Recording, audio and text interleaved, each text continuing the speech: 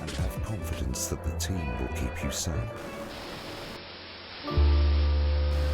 But now you start to see, yes, the people never happy. It's never enough.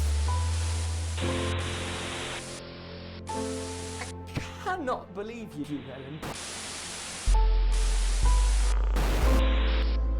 Are you saying that Advance have cured death? Jog on! We're still vassals, slaves, we're just in prettier cages. Oh, Megan. We're only getting started. Good evening, I'm Megan Wolf. And I'm Jeremy Dawes. Our main headlines tonight. Daddy, it's starting!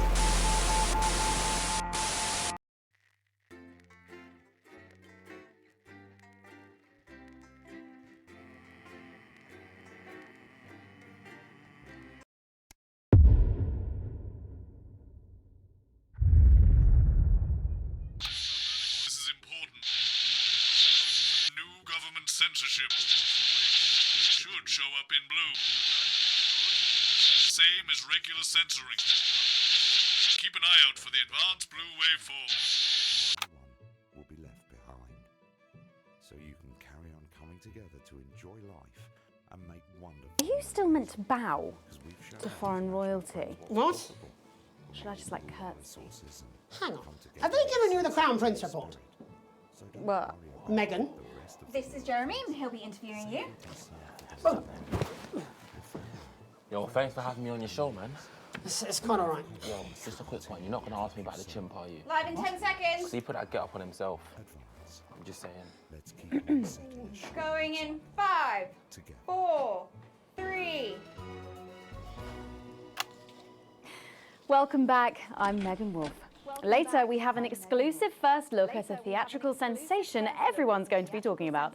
But first, it's time to go over to the culture spot with lovely old Jeremy Donaldson, who's joined by a very special guest. Jeremy. Thanks, Megan. I have the honour and privilege of being joined by hip-hop royalty. He's been called the son of the streets and the father of truth. Not sure how that works, but whatever. Let's welcome Jesus! Thanks, Jeremy. Yeah, it's a real honor to be here on your show, The News. You know, as a kid on the streets, I used to watch you through a window of the shop, so to be here right now is crazy. You've had quite the journey to be here today. Can you tell us about it? Well, you know, I try not to, well, you know, the past is the past, and I don't like to dwell on it. I understand. You But yeah, man, the streets is all I remember. Like, my mother donated me to a charity shop soon after I was born. Elderly lady took pity on me. You know, she let me sleep on a pile of crime fiction until I taught myself how to walk. Wow, that's quite the childhood. And she died, like, died tragically. Right there in my arms, man. You know, I remember a tear falling as she laid there next to the used homeware. And in that moment, I became a child of the streets. I was just 18 months old. What a tale. What a tale. You're known for your direct and honest lyrics. Was your style informed by your troubled past? Oh, like I said, I try not to talk about it. It's just, it's just too hard. Of course. But my first album is about the story of the first 4 times I stole, so I wouldn't starve. A small group of infants came to see me as their de facto leader. They call me Mr. Cheese Slice. Anyway, we were like a family. So it would seem. Recently, you've been quite outspoken about the government. Yeah, fuck the government. Fuck Advance. Fuck Peter Clement. What is it that you object to so vehemently? Well, you know, they stole from us. They're taking our money and spending it, man. Redistributing it. Actually, homelessness has been all but eliminated in the last couple of months. So? Surely that's a cause close to your heart? Yeah, nah, of course, man. Very much so. I just mean, like, why do I have to pay for it, you know? You don't. People have been rehoused on property seized from the historically wealthy.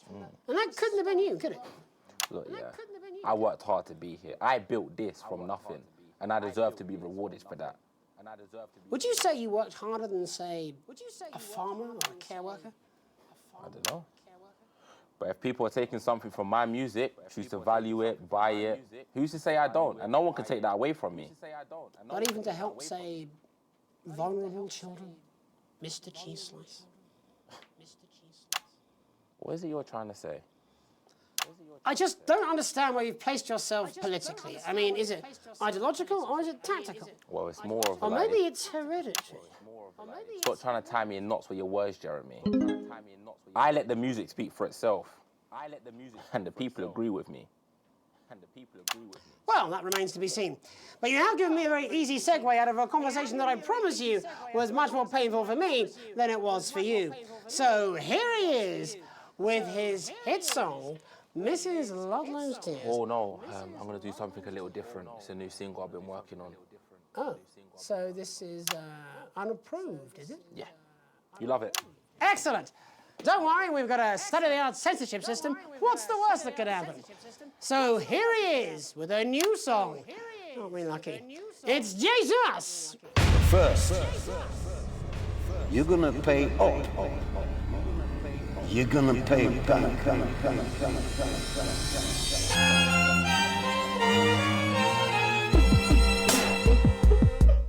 Well, we're all different races from many different places. At any given moment, only one could be the greatest. So you can feel elation from your participation. Still two leaders in this motherfucking nation. Now we're getting sanctioned, talking about expansion. Why does Julius require a massive fucking mansion? So fuck all your schemes. I don't need your freaky team, and I don't need your help to achieve my fucking dreams.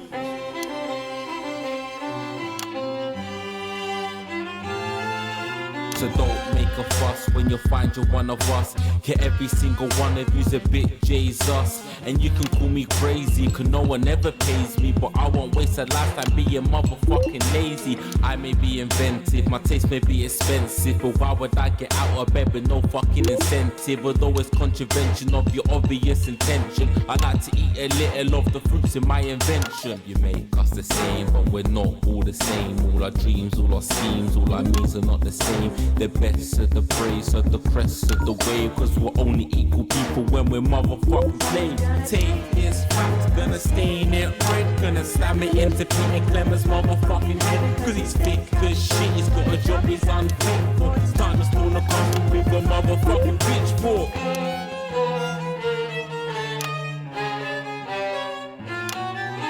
So this is for the snuff ones, the push and the shove ones, the folks who feel the burden of their motherfucking loved ones. Ones who had plenty like a motherfucking Bentley. The ones who now finding out their bank accounts are empty. The ones of aspiration who had to flee a nation. The ones who built a business out of dreams of perspiration. There's all sorts of people, the good and the evil. It only takes a glance to see we're not all equal.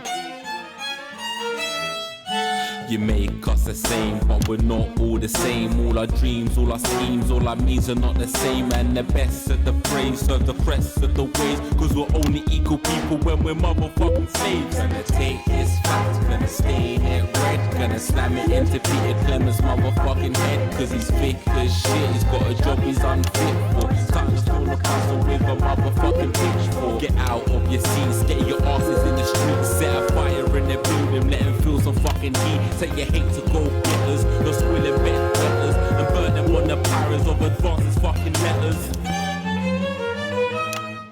Gonna take this fact, gonna stain it red. Gonna slam it into Peter Clemens' motherfucking head. Cause he's thick as shit, he's got a job he's unfit for. Time to spawn a castle with a motherfucking pitchfork. Chase that dream, you don't need a fucking team. And advances little dances aren't as harmless as it seems. Cause they're stale and corrupt, then you're angry revolt. Then your hearts and your minds and your fists to destruct.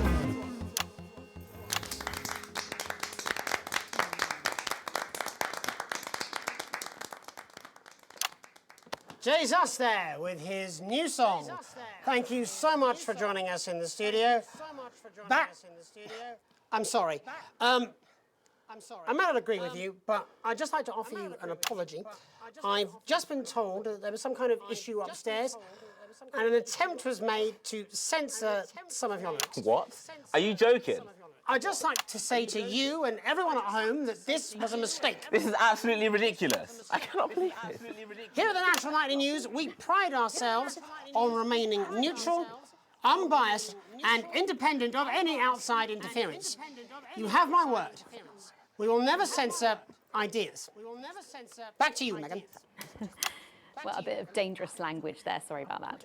Well, thank you to little Jeremy Donaldson for providing our culture spot.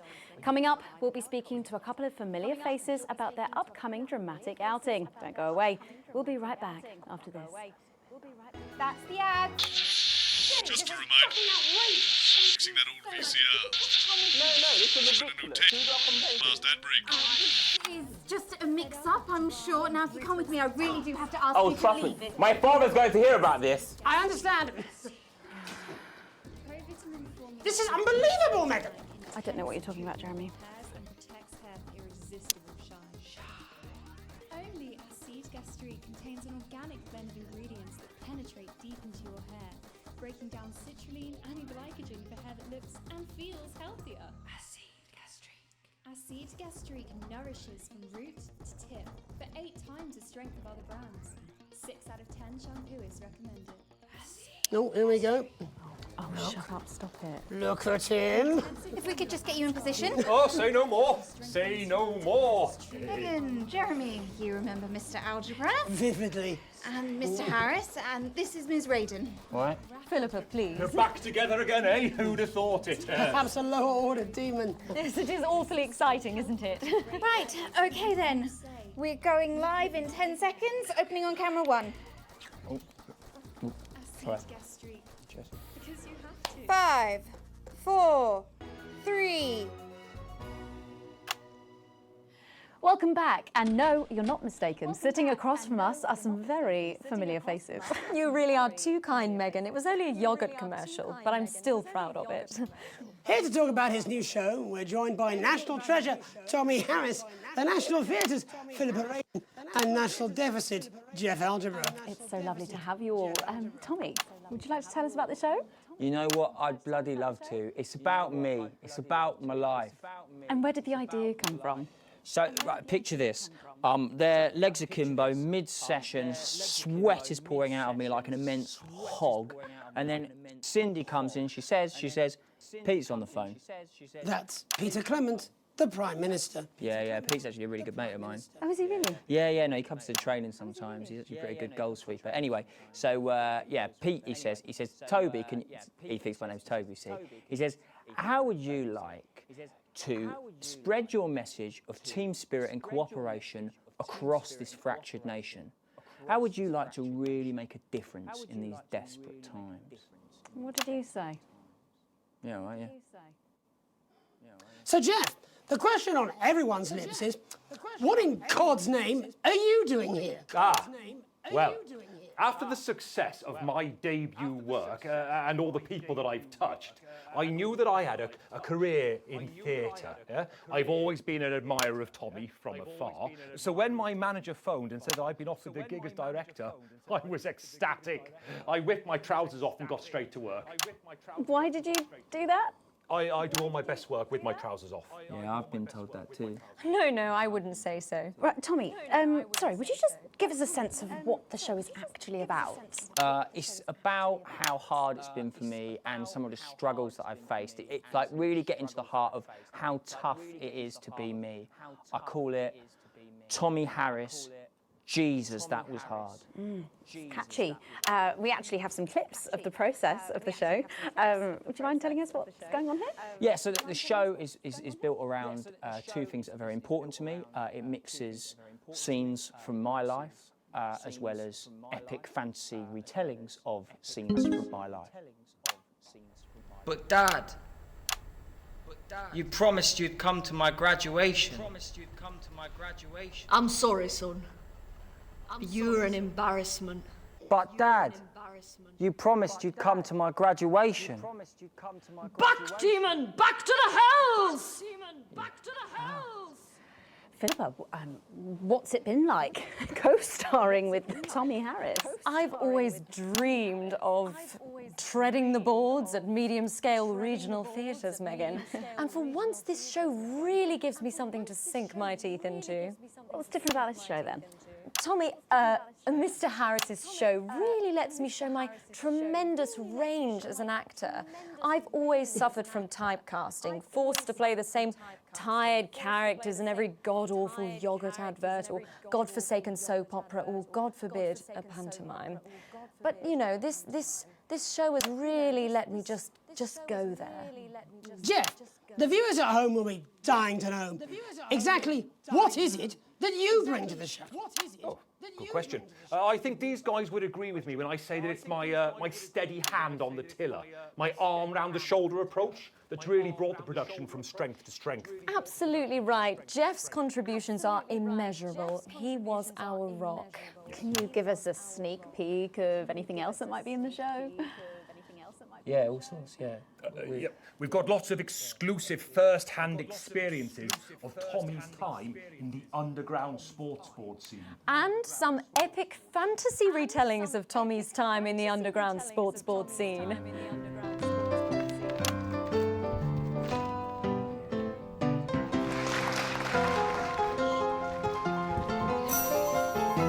You'll never take the sacred path! And am I right in saying this was officially commissioned by the government? Yeah, all paid for by the taxpayer, which, you know, to be honest, was actually a lifesaver, really. Yeah, I think it's fair to say that without Advance's support, we'd have had to cut the finale. Yeah. Which, frankly, would have been a travesty. Oh, God, Jesus Christ! Goodness, and you do this every night? Absolutely. It's a metaphor. For what? For what? Death. And the public are footing the bill, are they? Too bloody right they are. Between the cost of my tour bus and the dry cleaning of my ties, I'm barely scraping a profit here. Amazing. And where can the folks at home come and see this for themselves? We're performing all over the nation. And people can see it for absolutely free, all courtesy of Advance. Isn't that incredible, Jeremy? Yes, it's unbelievable. Well, thank you all so much for coming. Next time we see you, no doubt you'll have taken our jobs. That's all we have time for tonight. Join us tomorrow when I'll be interviewing the world's most attractive horse. I'm Jeremy Donaldson. And I'm Megan Wolf. And from all of us here, have a peaceful night. That's the ads. Let's get reset for tomorrow, please. Hey, we must stop bumping into each other like this, eh? Oh. Here at Advance, we know you're worried about the future. This territory is changing.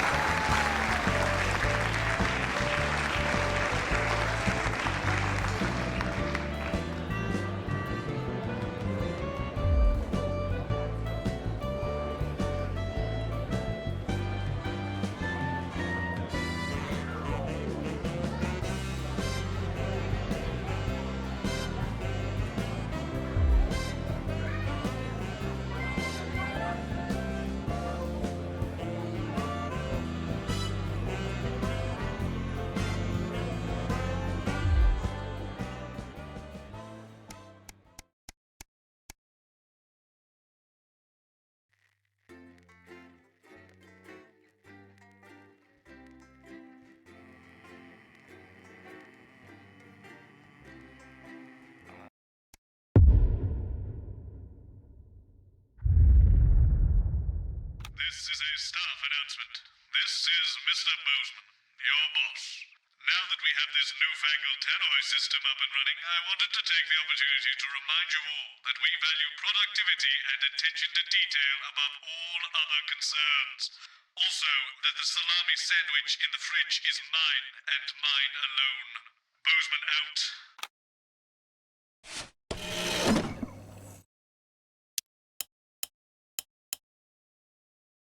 On it. What, you've got someone to hose down the sun, have you? Yes, they've just strapped on their wax wings. Classical illusions are no substitute for air conditioning. You know, I genuinely thought you'd be in a better mood today. She's not even here. Yes, but he is. Our gun-toting handler. Who, Andy? I don't know what the fuck his name is, do I? He's here to keep us safe from people like Disrupt. More like keep us in line. I hate guns. Give me the willies. 10 seconds, everybody. So, we've got any actual real news tonight? Well, the world's on fire. That good enough for you? Going in 5, 4, 3. Let's go over to Jeremy Donaldson for the national. Good evening, I'm Jeremy Donaldson. Our main headlines tonight. Siege mentality. The World Council today established a military blockade to enforce the unjust and punitive sanctions now entering their 10th week. In a statement from team headquarters a short time ago, Prime Minister Julia Salisbury issued a commanding response to this unprovoked escalation.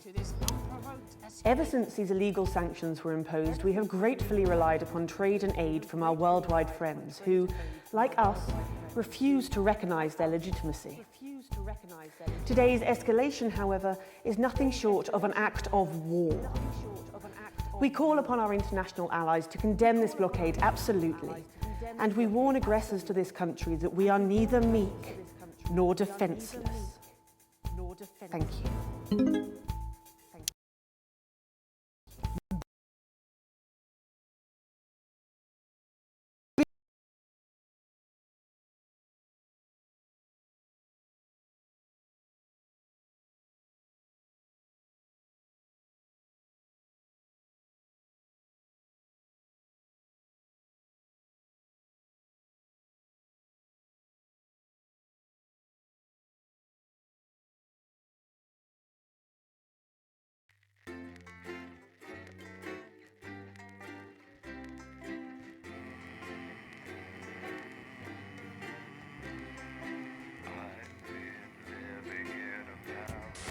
Good evening, I'm Megan Wolf. And I'm Jeremy Donaldson. Our main headlines tonight. Daddy, it's starting! Yeah, every single one of you's a bit Jesus. What a wild ride this has been.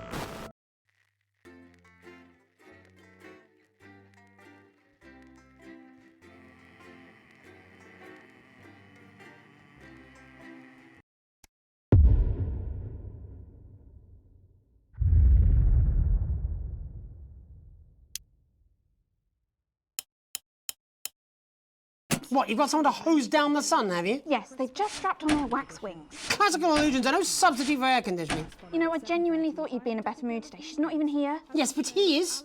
Our gun-toting handler. Who, Andy? I don't know what the fuck his name is, do I? He's here to keep us safe from people like Disrupt. More like keep us in line. I hate guns. Give me the willies. 10 seconds, everybody. So, we've got any actual real news tonight? Well, the world's on fire. That good enough for you? Going in 5, 4, 3. Let's go over to Jeremy Donaldson for the national. Good evening, I'm Jeremy Donaldson. Our main headlines tonight. Siege mentality. The World Council today established a military blockade to enforce the unjust and punitive sanctions now entering their 10th week. In a statement from team headquarters a short time ago, Prime Minister Julia Salisbury issued a commanding response to this unprovoked escalation. Ever since these illegal sanctions were imposed, we have gratefully relied upon trade and aid from our worldwide friends who, like us, refuse to recognise their legitimacy. Today's escalation, however, is nothing short of an act of war. We call upon our international allies to condemn this blockade absolutely, and we warn aggressors to this country that we are neither meek nor defenceless. Thank you. Beer in the headlights. Burgeoning brewmeister Johnny Hamsleeves has today launched a new marketing campaign to revitalise the image of his unpopular Headbutt Ale. adamant that his craft brew could be a commercial success if only he could get in front of the right audience, Johnny's gone to surprising lengths in his latest PR stunt. Johnny admits that rebranding Headbutt Ale as the beer of choice for outlaw bikers Satan's Elbows without their permission was a risky move, but says the bearded howls, flying furniture and general air of menace was a surprise. In it to win it. Exciting news from Advance today with the announcement of a new monthly prize draw for all team membership card holders. Every month, lucky winners from across the country will be picked at random to receive what Team HQ are describing as unique prizes worth more than money used to be. Take-up on the scheme has been much higher than expected, and if this lucky winner's delighted face is anything to go by, it looks like pretty soon everyone's going to have one. Burning rubber. Sales of condoms have plummeted this month as sales of responsibility soar. Since becoming widely available earlier this year, the male contraceptive pill has become commonplace in the lives of many heterosexual couples, and as a result, many are turning their backs on more traditional prophylactics. The Global Health Watchdog has revealed that it's men who are increasingly saying no to the Love Club. The findings have prompted concerns about rises in sexually transmitted infections and a surge of insufferable conversations during one-night stands. Fungi or fundi? As their supplies dwindle, the scientists of Dante's Taint have had to supplement their food stores with more unconventional cuisine. After funding was pulled due to public outrage, all attempts to rescue the researchers have now been abandoned. But David and Ingrid's joint team are not going down without a fight and have begun to experiment with the available food sources. Trufflewonga sacratica, known locally as Forsborg and Horgensweed, has become a key part of the scientists' diet, despite the lack of knowledge as to its long-term effects. Let's hope they don't sprout any unwanted Forsborg and Horgan limbs. Life during wartime. As if we didn't have enough aggressors on our borders, internal problems are growing for the government as radical activist group Disrupt caused chaos in Parliament Park last night. Scuffles broke out after the protests, resulting in multiple arrests and the injury of 3 community cohesion officers. Advance have yet to comment. As grassroots support for the movement grows rapidly, especially in those areas Advance have not yet been able to fully regenerate, people across the country are starting to fear a return to the bad old days of inequality, division, and multiple television shows about buying houses. All this, and I'll be talking to some people with fascinating medical conditions, as well as one of the contenders in this year's Feline Football Championship, and her proud owner. That's all up on tonight's National Nightly News.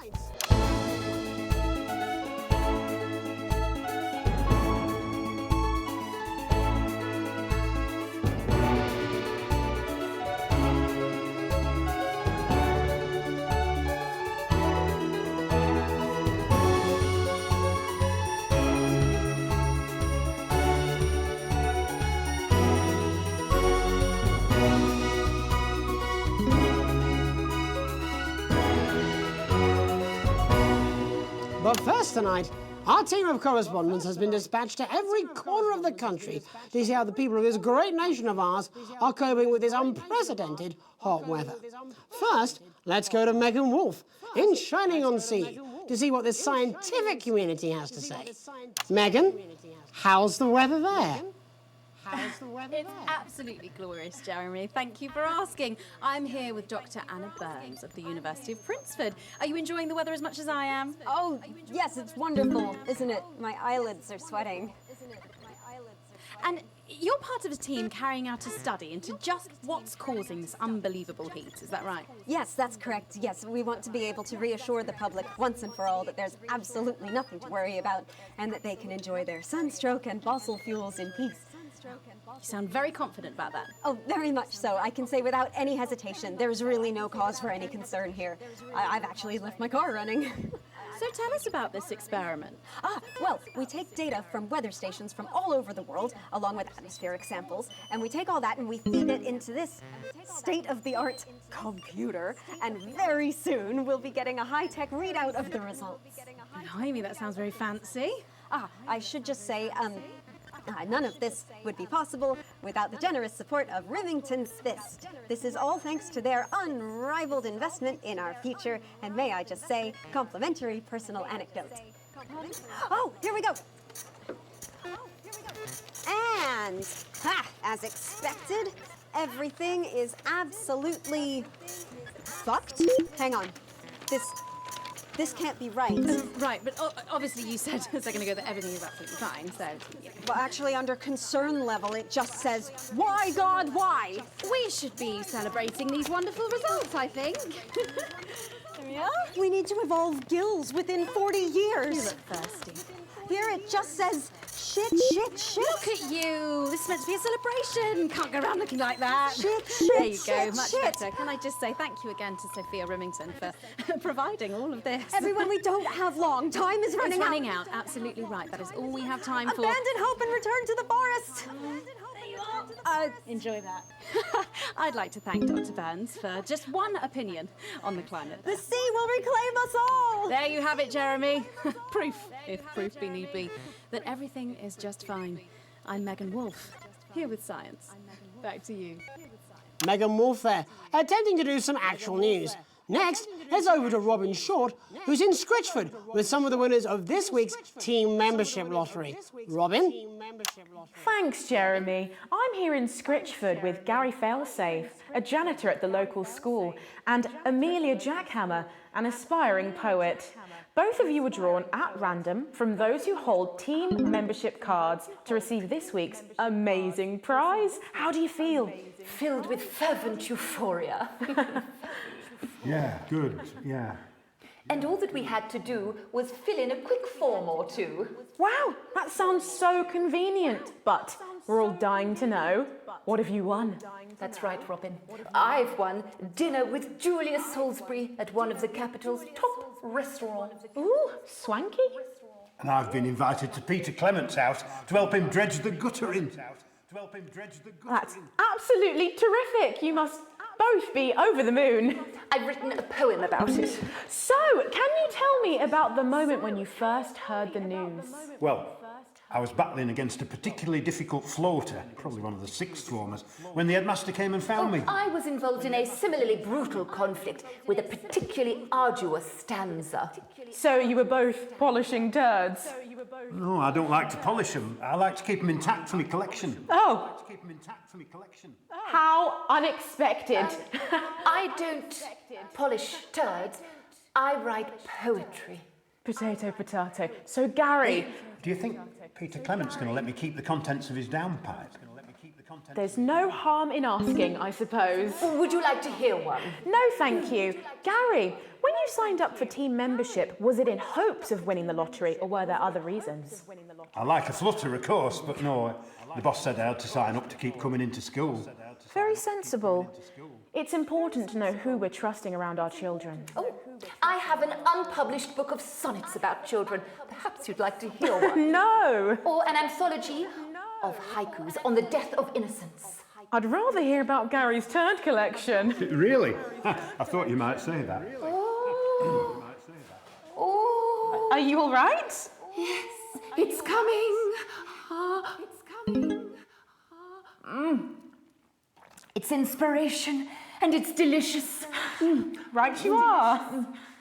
Right you are. Today on the show, there's no news. Just a man who keeps multiple poos. Yeah, this big one's my favourite. See how it's fibrous, really lovely texture. Would you encourage other people to enter for their chance to win?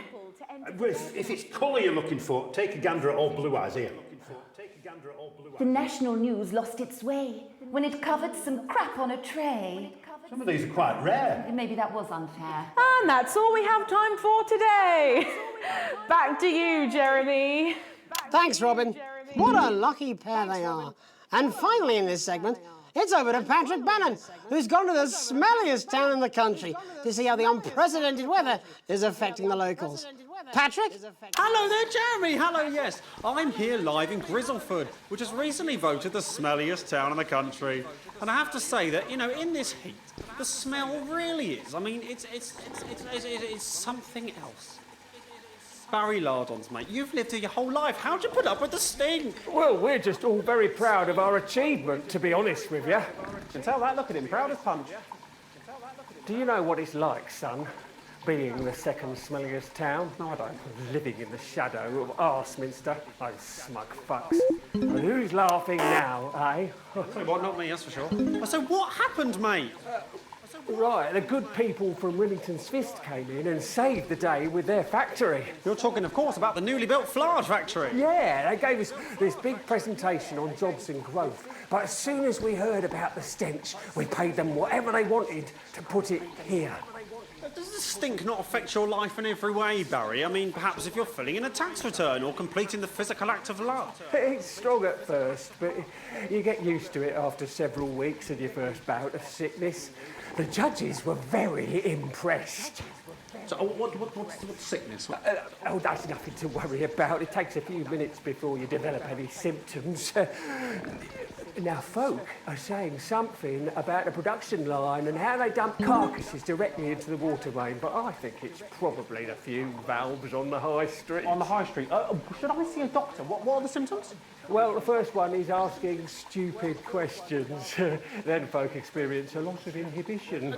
Fuck off, do they? When was the last time you brushed your teeth, you stinking old tramp?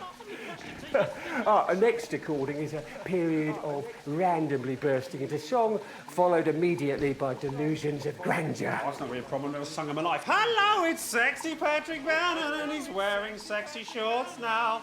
Oh my God, look at me. I'm like a stallion. I'm gorgeous, why didn't you tell me? I should take my shirt off. You know what? I'll even let you touch me if you want. That will be the bout of undeserved self-confidence. Love the Bannon, feel the Bannon. Oh man, what's the point? And the ennui. All that's left now are the hallucinations and unconsciousness. Nana Dottie? Was that you? Why are you made out of elbows? You know I don't eat opinions. Oh, don't worry, folks. Once he wakes up, he'll be just fine. We'll just find a place to stick him where it won't matter how many times he evacuates his bowels. Right, that's all here from Grizzleford, a town that's really making a stink. I'm Barry Lardons. Back to you, Jeremy. Thanks, Barry. With a naval blockade being set up around our coastline as we speak, when we come back, I'll be talking to 3 members of the general public who appear to be here purely for medical reasons. Don't go away. Unless, of course, you've got something better to do. We'll be back after these messages. This next section features a potentially controversial guest. Advance may request some censorship if he goes too off topic. You've done a great job so far keeping everyone happy, so let's keep up the good work. In here, Don't forget about that pesky power button on the fan. Friday. I've done something. What do you mean? Jeremy?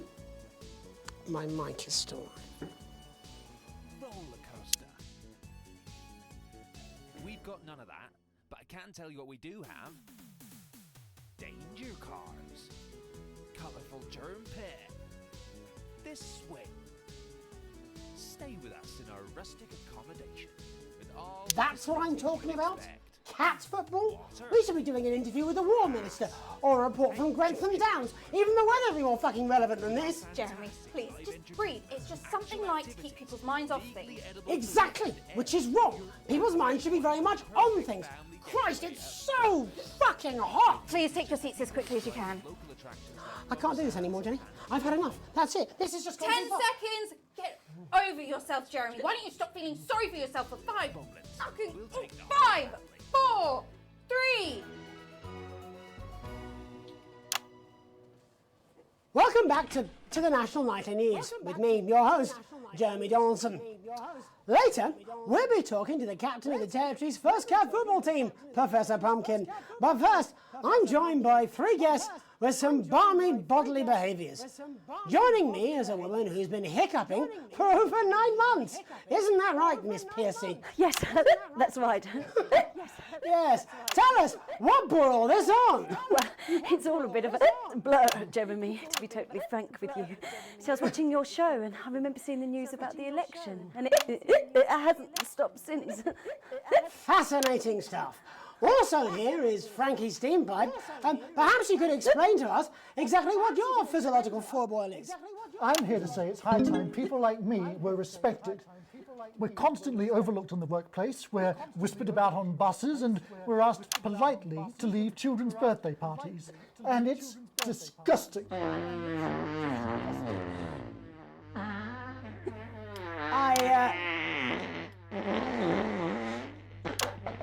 I'm sorry, my bowels have comic timing. And finally, I'm joined by a man who answers every question honestly, even when it isn't aimed at him. How do you cope with that, Mr. Truman? With a combination of booze, self-hatred, and hardcore pornography. Is that right? Not according to my therapist. Well, in that case, let's speak to Rose. Tell me, how does the hiccuping impact you? I get shushed a lot, which is hard. At work, they've asked me to stop answering the phones. It's really affected my confidence. Well, I find it really fucking irritating. Do people tend to believe your story? Fuck no. Actually, I've been surprised at how much support I've received. And Frankie, why have you come here today? Because my wife left me, and I was hoping that the fame would win her back. We've started a group for people with ailments deemed broadly comical by society. It's called Take Us Seriously. That's right. And we bloody well mean it. And who's joined so far? A bunch of fucking losers. It's just us so far. And how much success have you had? Well, we've seen some real positive changes. I don't want to toot my own horn, but it's been a runaway success. Shit all. Not a single person come to our fun run, and all of our leaflets fell in the canal. Well, Miss Piercy, some people are saying your condition was actually caused by the shocking events of that night. What do you think? Come down, Mr. Donaldson, that's absolute rubbish. What it'd be like to have a pair of tits. Could you? I'm sorry, it's very hot. What was I thinking? I think you're a team fuck puppet. No. Or a sellout cunt. Apologies, just a reminder that he can't help it. And hey, if this isn't live television, then what is it? Fuckfest of propaganda masquerading as journalism. Right, Frankie, Rose, tell us, how can the viewers get involved with your cause? Yes, we're holding a sponsored run in Capital Park next weekend. It's called the No Smiles 13 Miles. No, it's called the No Laugh Half. What did I say before the show? That it was the team pulling Jeremy Donaldson's strings. No, I didn't say. Wow, we may have to end that there, unfortunately. What a harmless bit of fun. Steady on! This is exactly what I'm talking about. We demand respect. Yes, well, later, I'll be talking to Professor Pumpkin, a ginger tabby with a world-class pair of penalty paws. Is that really necessary? No, it isn't. Let go. Not you. Unhand him at once. Enough! That's enough! Enough! What are you doing? Trying not to piss myself. Alex, cut. Don't you dare! Alex, cut. Don't you fucking dare cut to the ads before I tell you to. Now, you in the broadcast centre, Bozeman's Little Scapegoat, you listen to me. You cut to the ads before I tell you to, and I will kill every single person in this studio. I am thinking about what I'm doing. I've been thinking about it for a long time. We all should be. Christ, it's so fucking hot in here. Do you remember when we used to do the real news? Before it was all lottery winners and bloody cat football? We are on the brink of a siege the likes of which the world hasn't seen in hundreds of years. The enemy is at the gates, and I'm stuck here talking to these three fucking idiots. I think my hiccups have stopped. You three, get the fuck out of my studio. Go on, now, go, before I change my mind. Jenny, lock the doors. Jenny, lock the doors. Yes, Jeremy. Now. Good. Yes. Now. Good. Right then. Yes. You in the broadcast centre. Alex, you listen to me. You pay attention. Now, I'm sure you've already loaded up exactly what you're going to play in the commercial, but today is going to be a little bit different. Look to your right.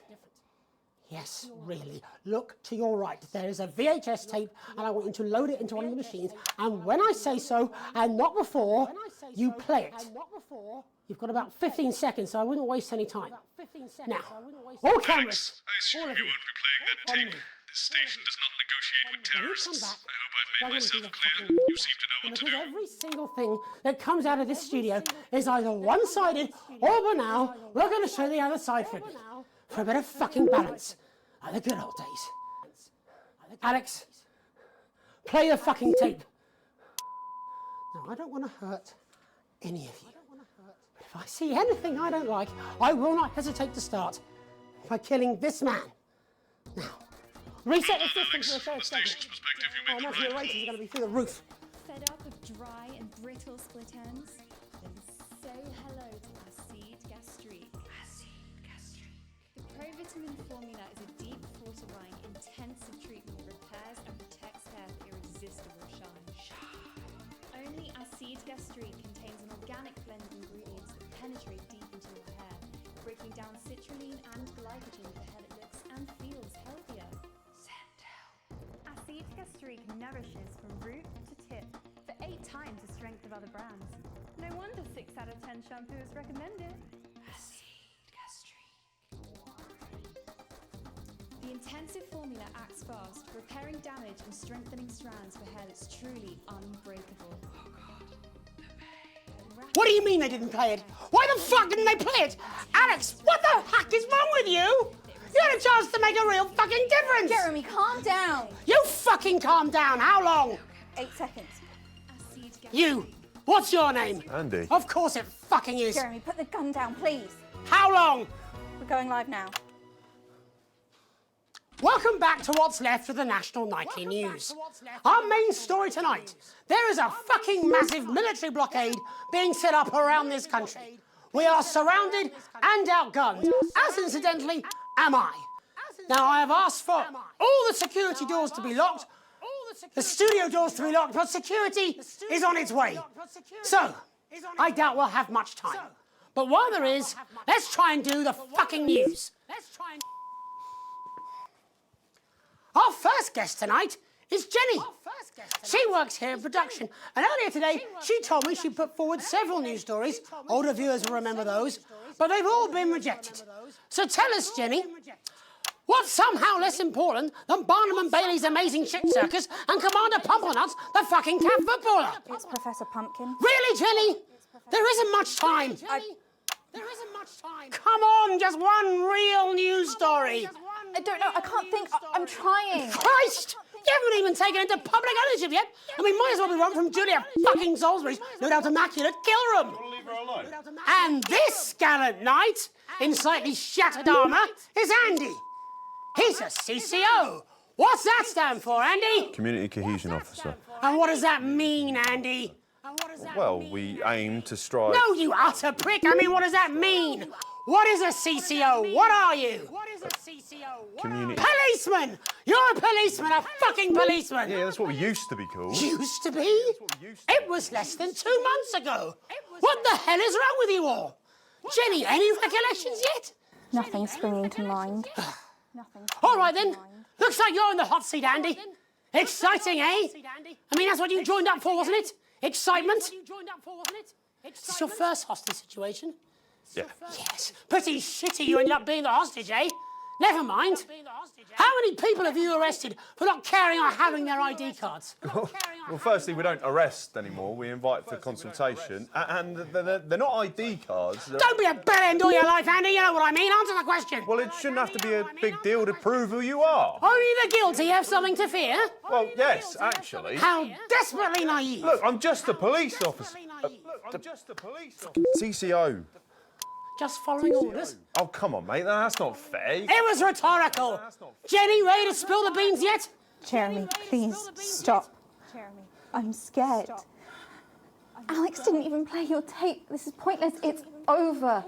Jeremy. It's over. Jeremy. I was going to quit tonight. I had notes. See? I had notes. See? There's a recording. A VHS tape. A message from Disrupt. I haven't heard it, but I know what it's trying to say, and I wanted you at home to hear it. So listen to the other side and make up your own minds. But Alex Winston, who works in production, decided it was not for your eyes and ears. It was not for broadcast. Maybe Alex will play it after the next break. Doesn't matter. Tomorrow morning it will arrive in every major news broadcaster worldwide. But I wanted you to hear it first. To listen to what Disrupt had to say about this unreported country. Because Disrupt and I, well, we swapped places while I wasn't looking. They're now the ones investigating, looking for evidence, trying to make the world a better place. And me? I'm in this newsroom interviewing Jeff fucking Algebra. What Disrupt have to say is important. You might not agree with all of it, but you should still hear it and make up your own minds. Are you serious? Disrupt, a credible source. Get more objectivity out of Alan fucking James. Oh my God, are you being deliberately obtuse? Why can't any of you understand there's no such thing as a credible news source anymore? Aaron! Shit! Aaron! Oh shit, I'm sorry, I didn't mean to. He's bleeding. It's in his shoulder. First aid! Whoa, we need first aid. He doesn't need first aid, he needs a fucking ambulance. Paramedics. There'll be paramedics for the security. Unlock those doors. No! Don't do that! Jeremy, he's bleeding. He could die. Yes, but if you open the door, that's a gift. How did you think this was going to end? Why are you even here today? It's supposed to be your day off! My date cancelled.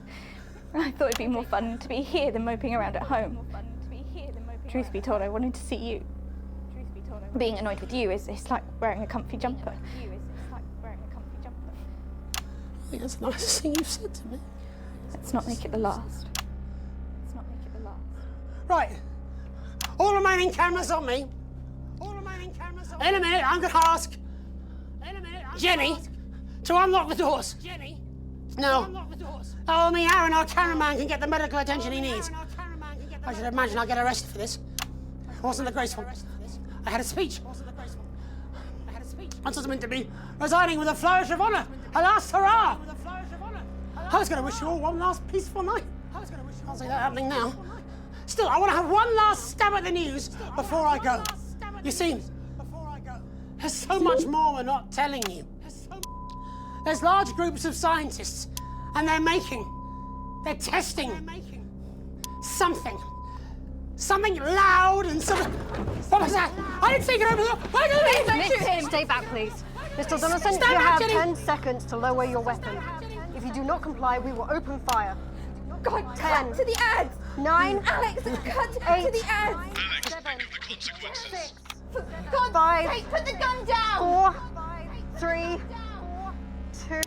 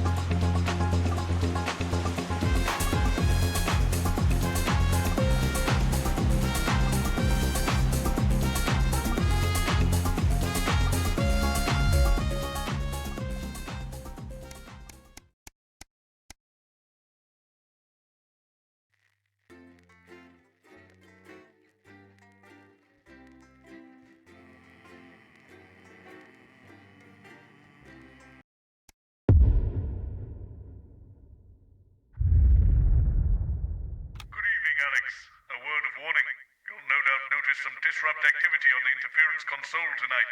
You could choose to broadcast these alternative frequencies by scrolling the mouse wheel down, or return to channel 1 by scrolling up.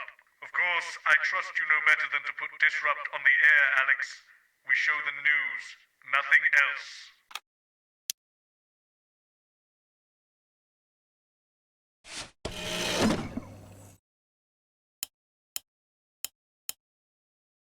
Humans just don't get drawn into talking about the war. They do know this is the news, don't they? You don't hear this from me. It's over to Patrick Bannon for all the day's sports board highlights, including all the tabletop action. Apparently, there's a crew at Team HQ right now. I think she's giving a speech or something tonight. They'll get it on the late news. Oh, great. So they get the brains and we get the performing monkey. Followed at 9:25 by our unsettling play. Sometimes you sound just like him, you know.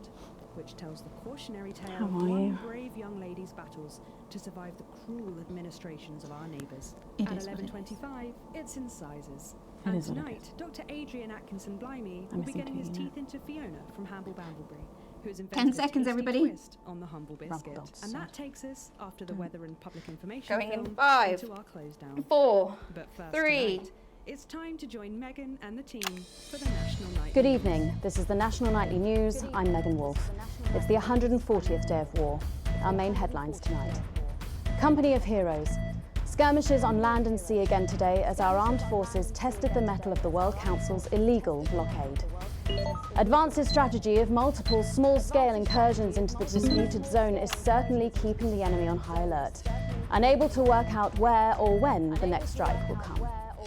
Sadly, however, more casualties were reported today, and as the weeks and months of this war make ever more demands on our armed services, those numbers will, tragically, only continue to rise.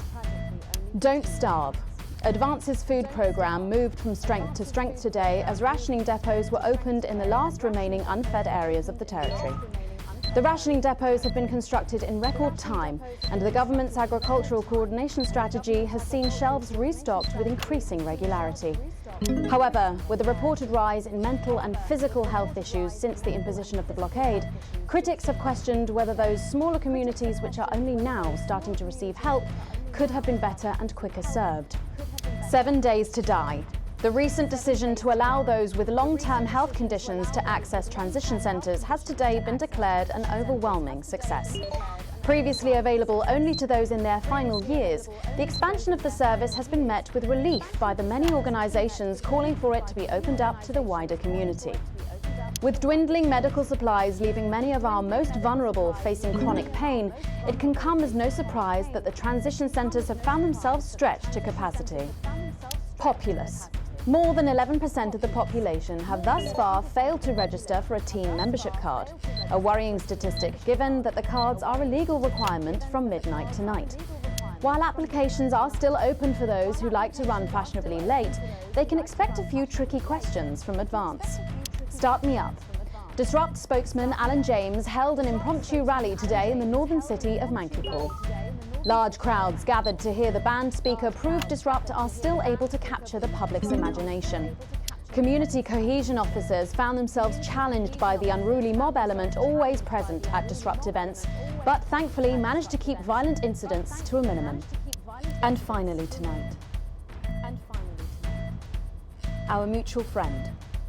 Bail was denied in the High Court today for shamed former National Nightly News anchor Jeremy Donaldson. The presenter will be transferred to new lodgings at Penton Ridge Prison, while the lengthy preparations for his trial, which is still 18 months away, begin. Since being taken into custody 10 weeks ago in this very studio, little has been heard from our former colleague. Despite how things ended, we wish him the best, and we'll be sure to bring you all the details of that court case every night. But first this evening, with the war about to enter its 21st punishing week, and people hurting up and down the country, I'll be grilling unpredictable Prime Minister Peter Clement in an exclusive interview from his home in Lancashire. That's coming up on tonight's National Nightly News.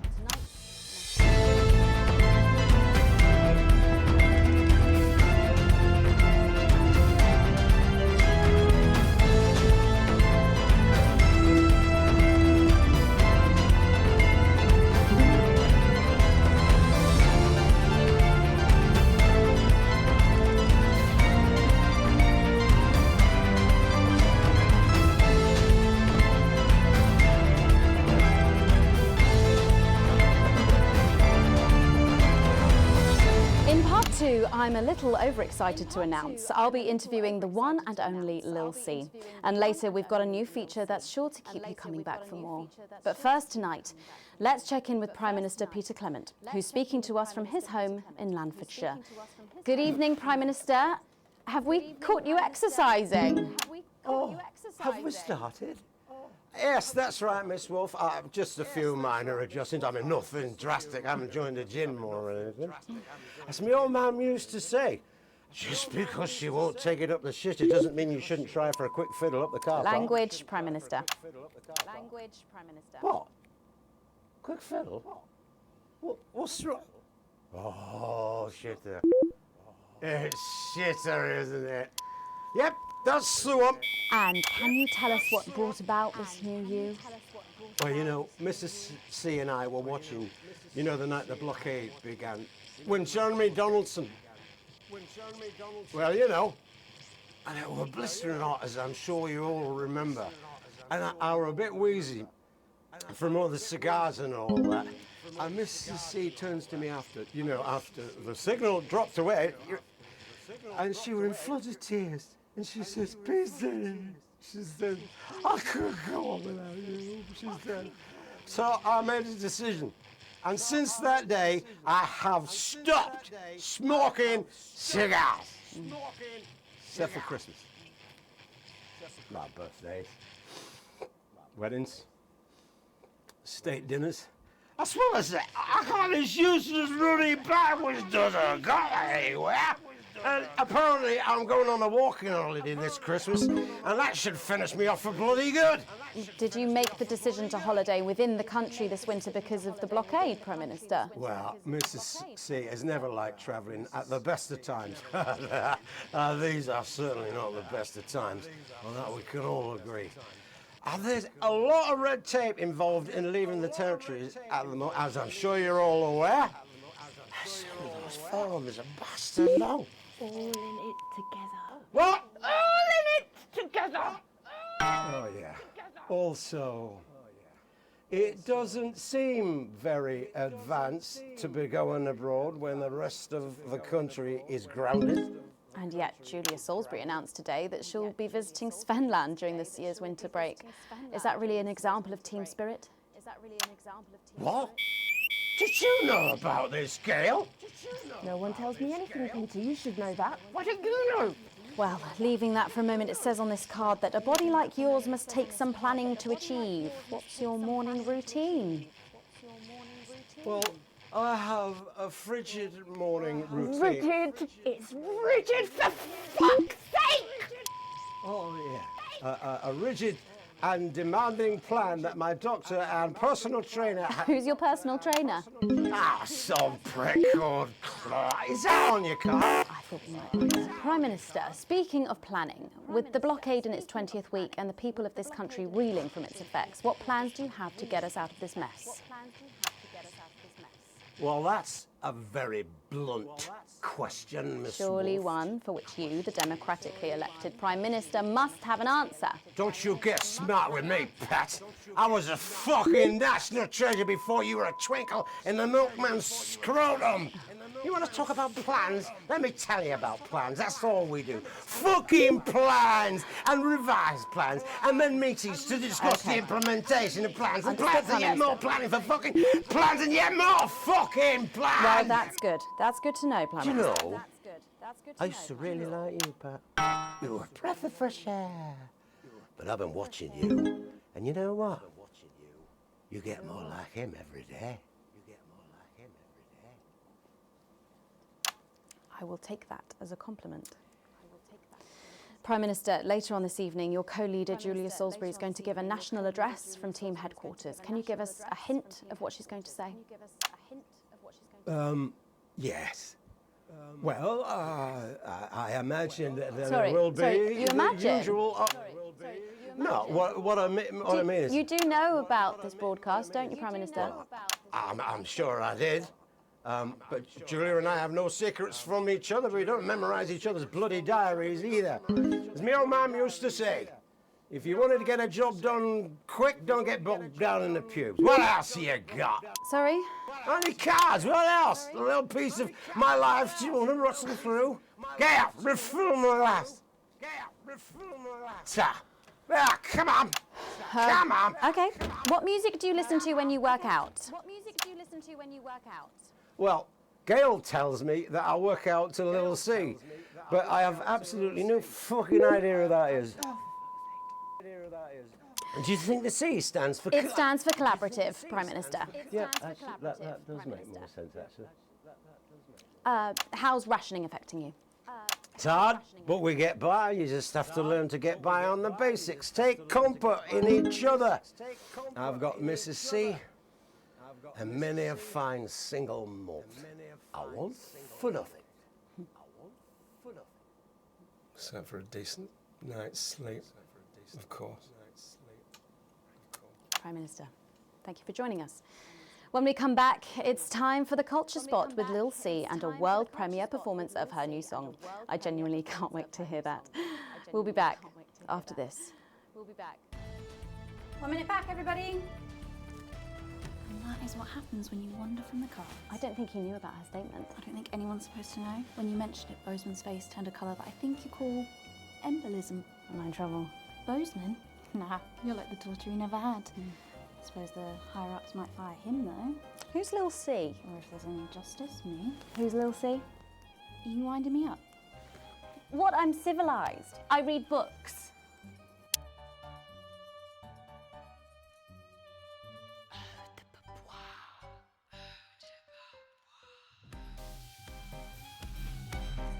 You'll no doubt have spotted the updated mixing desk.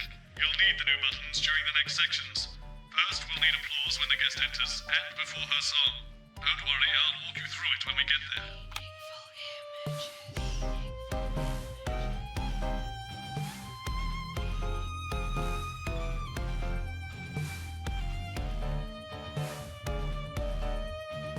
Eau de Beauvoir.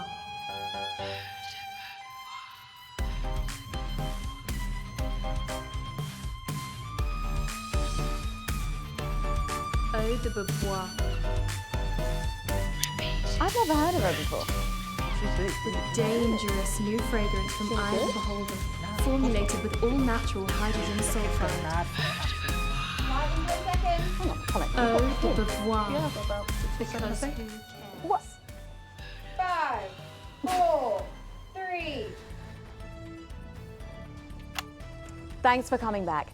Later, we have an exciting new feature that we just know you're going to love, so stay tuned for that.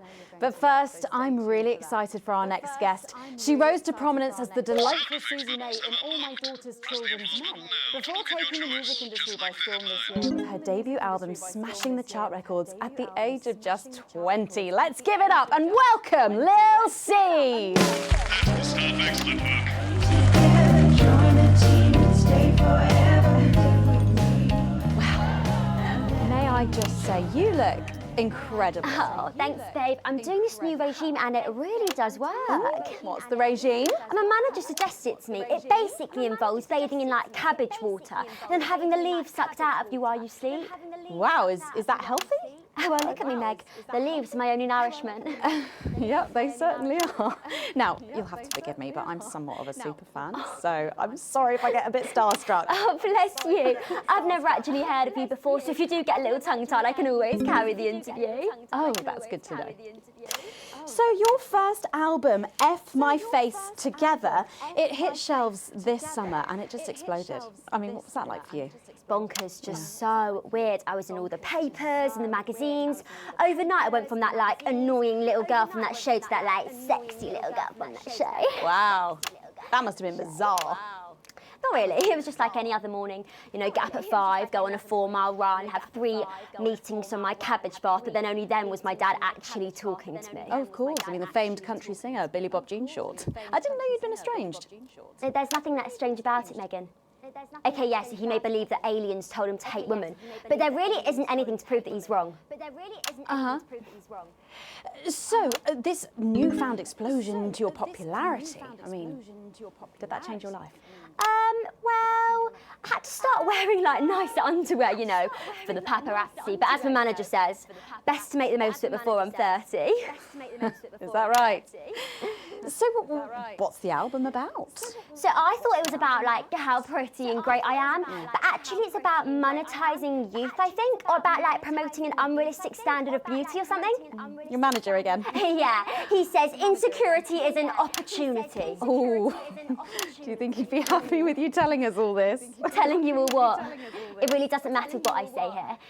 I'll do my dancing and then this part will all be forgotten about. Oh, well, yeah, I mean, we're going to see some of those famous dance moves very shortly because you're going to be performing your new single, aren't you? Yeah, it's from my album Put It In My A Together and it's out tomorrow. So soon, after the last one? Oh yeah, I've actually released 2 albums since lunchtime and a clothing line during this interview. So this is called Cry for Help and it's going to be in all the best high street and retailer shops and it's out now. So girlies, you know what to do. Scream and cry until somebody gets it for you. Ooh. There she goes. Blimey. All these projects, they're keeping you very busy, aren't they? It must be tough. Yeah, it can get tough and I hate it sometimes and I hate myself. I just want to like cry into a bath of root veg.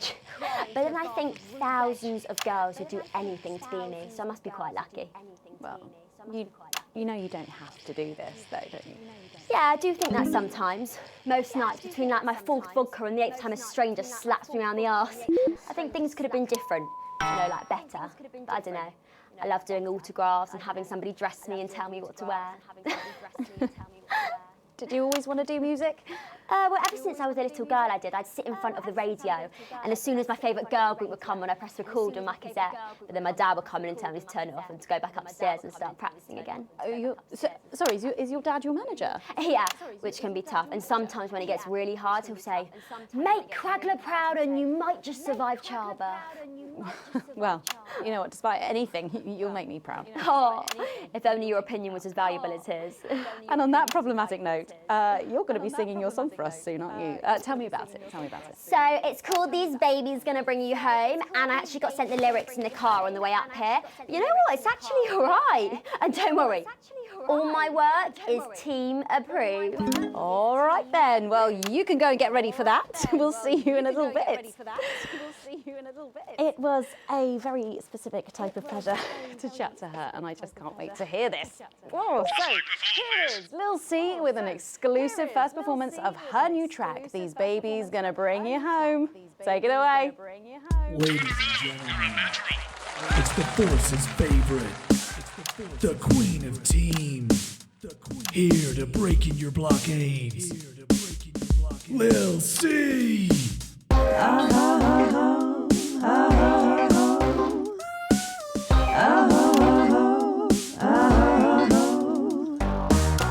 Oh baby, can't you see I'm hungry? There's a place in me that's empty. I want that meat you're packing, only you can fill that crack in me. I'm under siege, so come and free me. Ain't no disruption here, boy, I got no agenda. Just want the team and me, no birdie foreign member.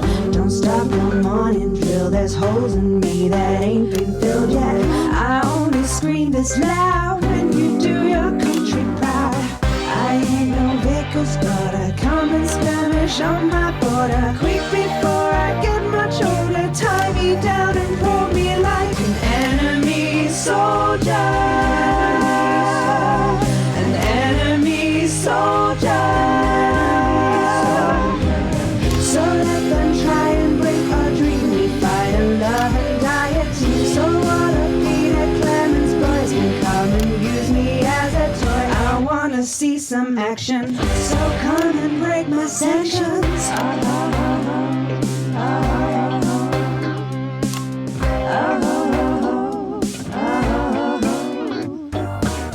I've been this wild and free His mom unburdened me. She was only 53, but gave to save her family. There's no one judging me if I'm the one that's in your fantasy. Don't die alone, this baby's gonna bring you home. I ain't no vicar's daughter, come and skirmish on my border. Quick before I get much older, tie me down and pour me like an enemy soldier. An enemy soldier.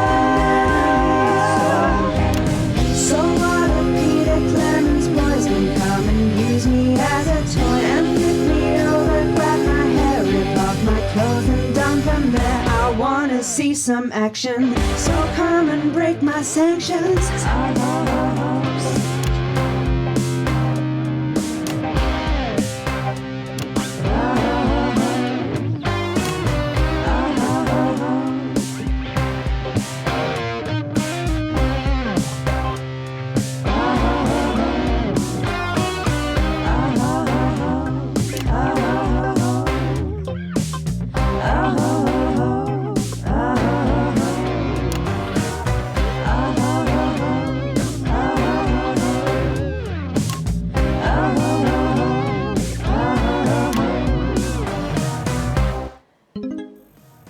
Well, if that doesn't distract you from the world outside, I don't know what will. I'd like to thank Lil C for doing that. Don't go anywhere. After the break, we'll finally be revealing the new segment of our show that we just know you're going to love. We'll be back right after this. And we're out.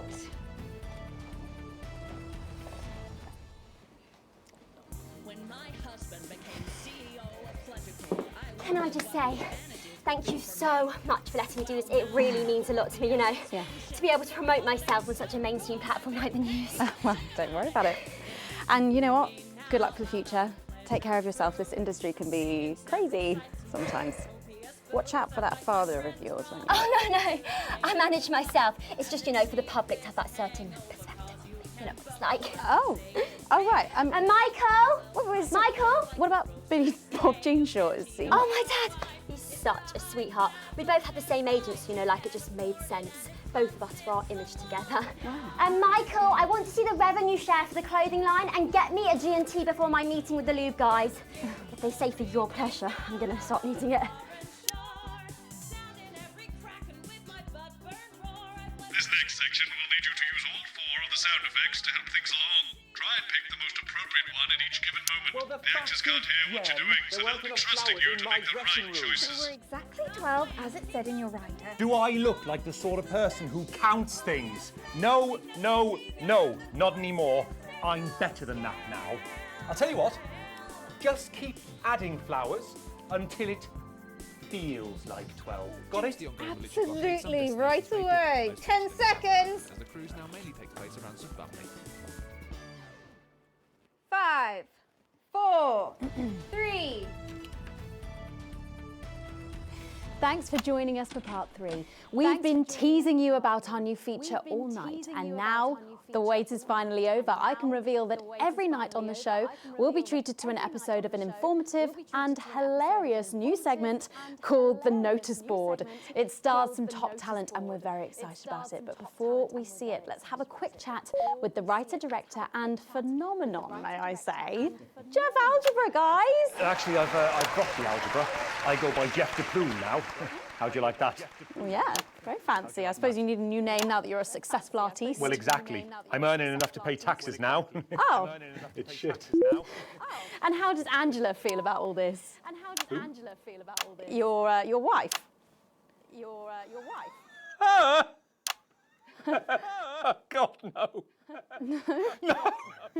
No, she's long gone. No, she was holding me back. I'm with Norm now. We were married last month. Norm DePlume. Yeah. Norm DePlume. Yeah. And why did you write this? What was your inspiration?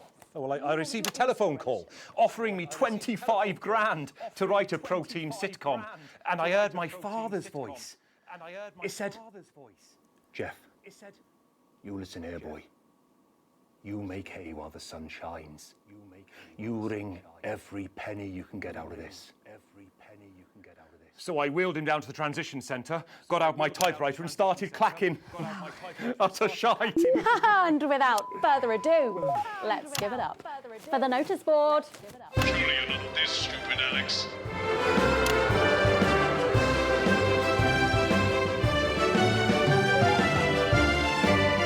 At this point, I feel you're being deliberately obtuse. The actors won't appreciate this. Good morning, Miss Craven. Oh, morning, Ray. Everything all right, Mrs. Craven? You look as worried as the vicar in closing time. Oh, Ray, it's those young louts. They've vandalised my shop again. No! Yes! They've written all sorts of obscene language and crude pictures, and I know it's those damn youths. I don't know. It could be the vicar at closing time. I'm just worried they won't ever become productive members of the community. What if they never see the error of their ways and end up as social outcasts, such as shoplifters or bong rats? Don't worry, Mrs. Craven. This is a very supportive community, and I'm sure that in time they will fit into this society like this key into this lock.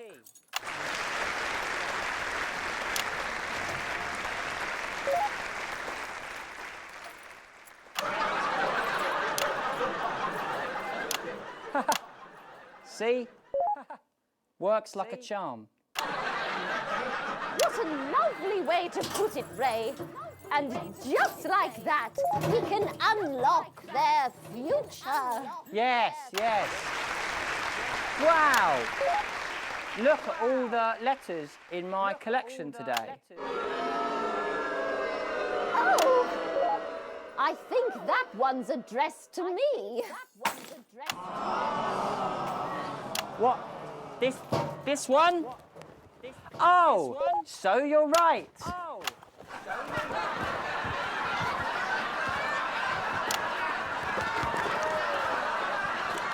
Here it is. It's a letter from my granddaughter, Brenda. She says she got an A on her maths exam because one of her friends has been helping her. She was always a team player, was our Brenda. What's up, losers? What's up?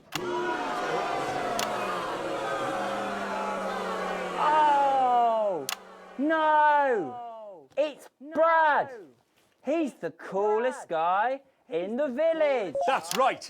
I just got here on my motorbike. Oh, clear off, Brad. We don't want any of your ilk around here. What? Rad dudes? No, ruffians. Have you come to tag the notice board with your gang signs? No way. I've actually come to pin my resume on that notice board. I'm looking to do some tutoring after school. What? Did you say tutoring? That's right. Tutoring? Maths is very important. Would you mind, Ray? Would you mind, Ray? Not at all.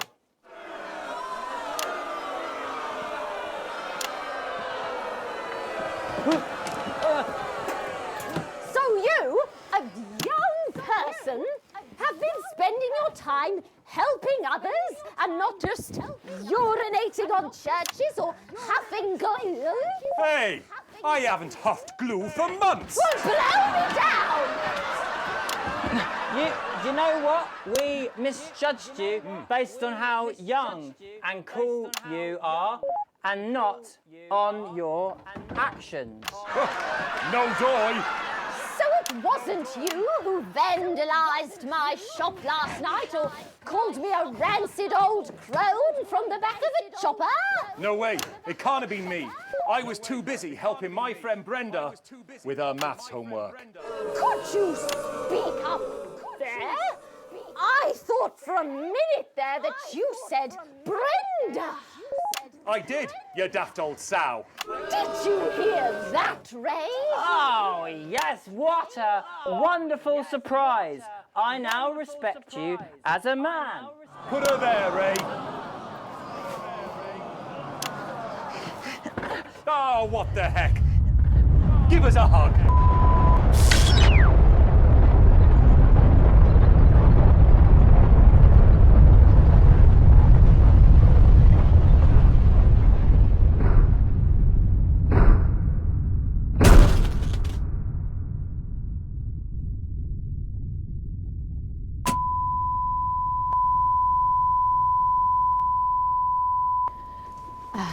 Sorry to interrupt the first groundbreaking episode of the notice board, but we are receiving some breaking news. I'm being told we are picking up reports from across the continent of what appear to be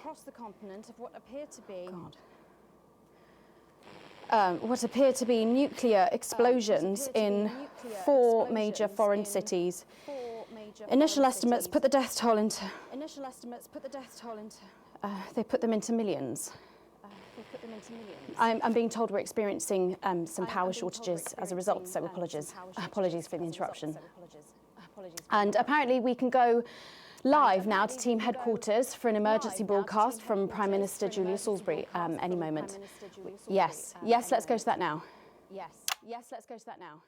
Good evening, citizens and leaders of the world. Minutes ago, operatives working for Advance detonated nuclear explosives simultaneously in 4 major cities across the continent. We have similar devices in 58 other urban centres and will not hesitate to detonate them. Conditions are not met in full and without delay. The people of our territory will no longer tolerate your illegal and genocidal blockade. You are to remove it immediately. We will accept nothing less than your unconditional surrender. Your territories will be taken under our control. We will install replacement governments to ensure that your citizens become part of the new future. Your borders are now our borders. Your people are our people. They will finally be fed and clothed and educated and healed. But for your privileged few, the moment that they feared is now upon them. Allow me to be crystal clear. If you fire a single shot at our territory, or harm a single one of our citizens, we will not hesitate to detonate further devices. You will not find them, though no doubt you are already searching for them. Our technology is decades ahead of yours. We will expect your complete acceptance of our terms by midnight tonight. Thank you. Thank you.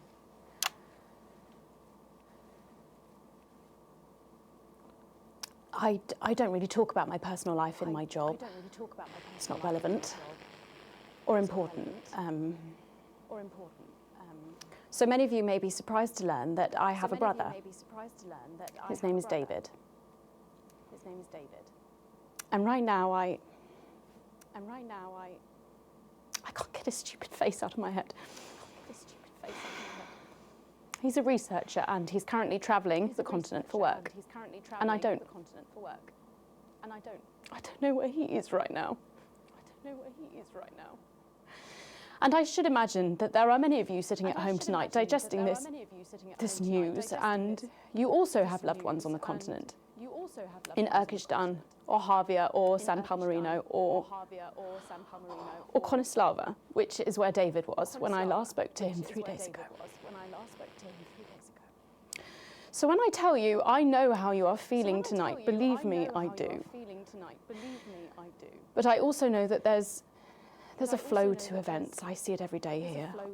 I know that although tonight it feels like we may be in a time of fear and darkness, we may actually be at the break of a new dawn. We don't know that yet. We can't know that yet, but together we will find out. And I will be here every night, feeling what you are feeling. And with your help, maybe we can all get to that brave new world. My name's Megan Wolf. Let's make tomorrow better. And we're out. We've got people ringing around, but the telephone networks are overloaded. Okay. We'll find him. Do we know exactly which cities were hit, or? Megan. We will find him.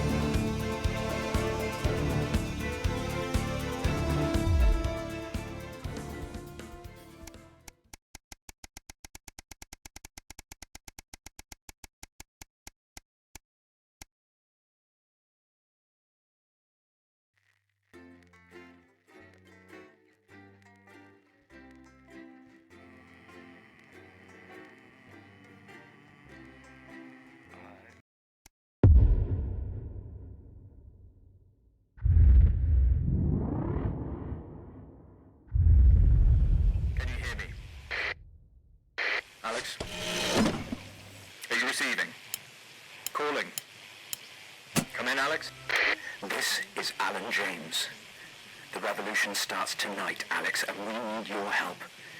Throughout this broadcast, we're going to ask you to do things that will directly help with this mass protest. I'll be talking to you regularly tonight, and I'll also be hacking you when I can. Please help get our message out. We're on the verge, Alex. You've always been fair and balanced in your approach to us. With your help, we can tip the balance in our favour. If you play our tape at the second break, that's when we think it will have the most impact. It's on your right. Episode of Just the Job, followed at 10 p.m. by a chance to see the very last episode of Just the Job. So what? How's he doing? How should I know? What, you haven't heard from him? He's a wanted criminal, Colin. So's my nan, but she never missed her birthday. Your grandmother's on the run, Colin. Yeah. Armed robbery, resisting arrest, double homicide of the same bloke. She's right life. I hope he's all right, though. No, he's got this far, and your brother was fine. We're going in 10 seconds, everybody. Wonder what they're doing. Annoying him, probably. Not probably, definitely. Going in 5, 4, 3. Good evening. This is the National Nightly News, broadcasting across the territories. My name is Megan Wolf. Our top stories tonight. Future legend. It's been 40 days since Disrupt conducted multiple attacks across the territories. During the coordinated action, subsequently dubbed the Night of Fire, emergency services were kept busy at the agricultural centres, while a series of covert attacks were carried out freeing political prisoners, including former newsman Jeremy Donaldson. The disgraced former journalist was obviously considered a high-value target by Disrupt, who had often championed him as a possible new voice for their cause. We encourage you to turn yourself into the CCOs, Jeremy, if you can, wherever you are right now. Food, glorious food. With the last of the menu centres opening in territories 5, 8 and 14 today, Advance confirmed that the programme is now in full operation, providing free food for every citizen of the new future. What started as rationing during the 20-week war has blossomed into a social contract that is the envy of the unawakened world. Jack Tractorpants, spokesman for the menu centres, said today that while they can guarantee the contents of every box is nutritious, the actual quality of the meals you cook depends on whether you have a touch of Chef Jordan Rankley or the culinary skills of a professional footballer. If I were a rich man. Problems in territories 11, 17 and 22 today as striking bosses attempted to undermine their new economies. With seemingly no awareness of irony, the former CEOs and MDs have come together to form the Wealth Creators Union, with demands including a return to 150% bonuses, private jets and mandatory grovelling zones. Advance have been quick to respond, saying if they would rather quit their cushy jobs to become nurses or teachers, they'll earn significantly more than they used to pay their own workforce. Thus far, no one has taken up the challenge. Some fun now. Signs of ever more resistance to Advance's radical policies today, as popular resistance movement Disrupt extended their reach further across the territories. The organisation's emblem appeared in every major city across the territories last night in a well-coordinated publicity stunt, which has seen them dominate the headlines. Asked about the impressive display earlier today, Disrupt spokesperson Alan James said that the movement was reaching what he described as a critical mass. A poor choice of words given recent history. Meanwhile, 3 stories we've been following reach interesting endings this evening. Weeping spores. Responsibility's overwhelming success in controlling pregnancy seems to have come with unforeseen consequences as sexually transmitted infections soar across the territories. Of particular concern is a new super herpes mutation, which one sufferer described as like being fisted up my inflamed Remington. Not the legacy the CEO would want after a tempestuous 2 years at the top. She resigned this morning. Sporsborg and Horgan slaughter. A sad end to the tale of the struggling scientists of Dante's Taint today, as reports emerge of a mutual agreement to end it all. With little support from the public and no much-needed supplies from above ground, the academics took the unthinkable decision to drink 18 cans of Diet Stank. Could this catastrophe have been avoided? And what on earth are they putting in that drink? Full time. The sporting world mourned the loss of a former hero today at the funeral of footballing star Johnny Hamsleeves. Dogged by controversy throughout his life, the troubled striker's behaviour became more and more erratic in recent years. His tragic and avoidable death at the age of just 29 will come as a blow to his literally tens of fans around the world. All that, plus we'll be taking a trip to dangly parts for the notice board, as well as getting a sneak peek at the hottest ticket in town. That's all coming up on tonight's National Nightly News.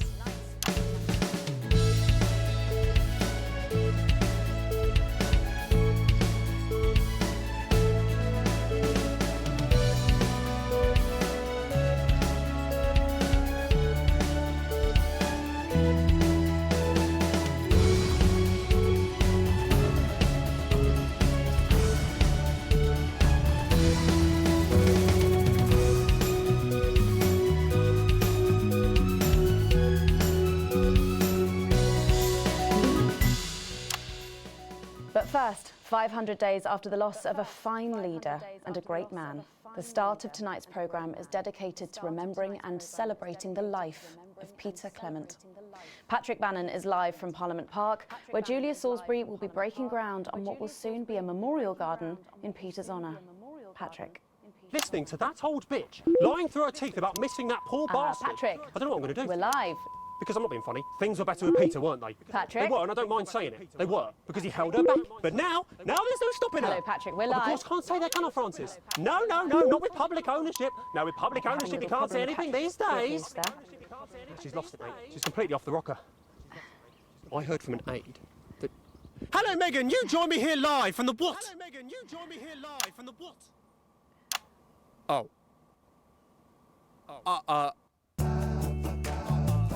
Lost some signal there for a moment. Well, we will be going live to that groundbreaking ceremony just as soon as we can get Patrick back. Meanwhile, let me just say, I think the memorial gardens are going to be gorgeous. I've had a sneak peek at the designs and Alana Marsh has done a fabulous job. Oh, OK, all right, it seems like we have got the signal back. We can now go live to Patrick Bannon in Parliament Park. Patrick. Thank you, Megan. I'm Patrick Bannon, and we are indeed live here. Apologies for the technical difficulties there, but any moment now, Julia Salisbury will step out on stage behind me. Alex, Bozeman here. The boys in editing have just informed me that the eulogy footage isn't fully cut together yet. You're going to have to do it on the fly. For goodness sake, make sure you make it look good. Slowly gathering since this afternoon. This is Alan. You can undermine them here and help us win hearts and minds. Make him look bad, Alex. Really bad. And it seems like the ceremony is getting underway. Here is Prime Minister Julia Salisbury, the picture of elegance, to begin her address. Good evening, fellow teammates and friends. 500 days ago, all of our lives changed irrevocably. Still reeling from the triumphs and tribulations of Liberation Night, another great loss befell the people of these newly united territories. The loss of a leader, a statesman, a dear friend, and a hero. Peter Gordon Clement. Peter's death at the age of just 62, of course, announced by the team on the 24th of December, just 6 weeks after Liberation Night. Born to a working-class family on a housing estate in Rotherham, Peter first trained as a carpenter before getting his start on television. First moving and building scenery, and then developing into the personality that we all knew and loved so much. Just the Job first hit our screens over 25 years ago, running for 11 series, winning multiple awards, and charming audiences up and down the country. Peter taught us, all of us, not to be content with the way things are, not to accept inequities, no matter how small. But he also taught us what it took to fight them. Courage, integrity, empathy, and hard, bloody graft. Across a career spanning 3 decades, Peter Clement was known for shows including Wake Up, It's Saturday, and much later, late night chat show PT, which at its peak drew millions of viewers. Peter was by no means a saint. Trust me, he once told me he had more regrets than he'd had stolen dinners. He always did have a knack for a turn of phrase. But it speaks to the strength of his character that he chose to share with us his mistakes alongside his achievements, his faults as well as his talents. Peter had the heart to give it all he had for the people of these united territories. Famous for his potty mouth, it's estimated conservatively that Peter Clement uttered over 1.5 million swear words during his career, though some sources put this figure well in excess of 2 million F-bombs alone. Gripped by illness as he was in the weeks and months leading up to Liberation Night, he wasn't the man we loved. But his eyes still twinkled with that familiar joy for life, that spark of wit and wisdom of a life lived for others. Prime Minister Clement, of course, died from apparent liver failure after suffering from the long-term effects of alcohol abuse. I first met Peter nearly 20 years ago, moments before I was supposed to give a speech. Not unlike this one, actually. Only I'd spilt coffee all down myself, and I was young, nervous, desperate to be liked, and from behind me I heard, "Christ, pet, you've either pissed your kecks or sprung a leak, but either way you got a problem." And before I could even say a word, he stripped off his dry trousers and insisted I took them. That was the sort of man that Peter Clement was. Kind, compassionate, sensitive, a brilliant thinker, a natural leader, but mostly a good man.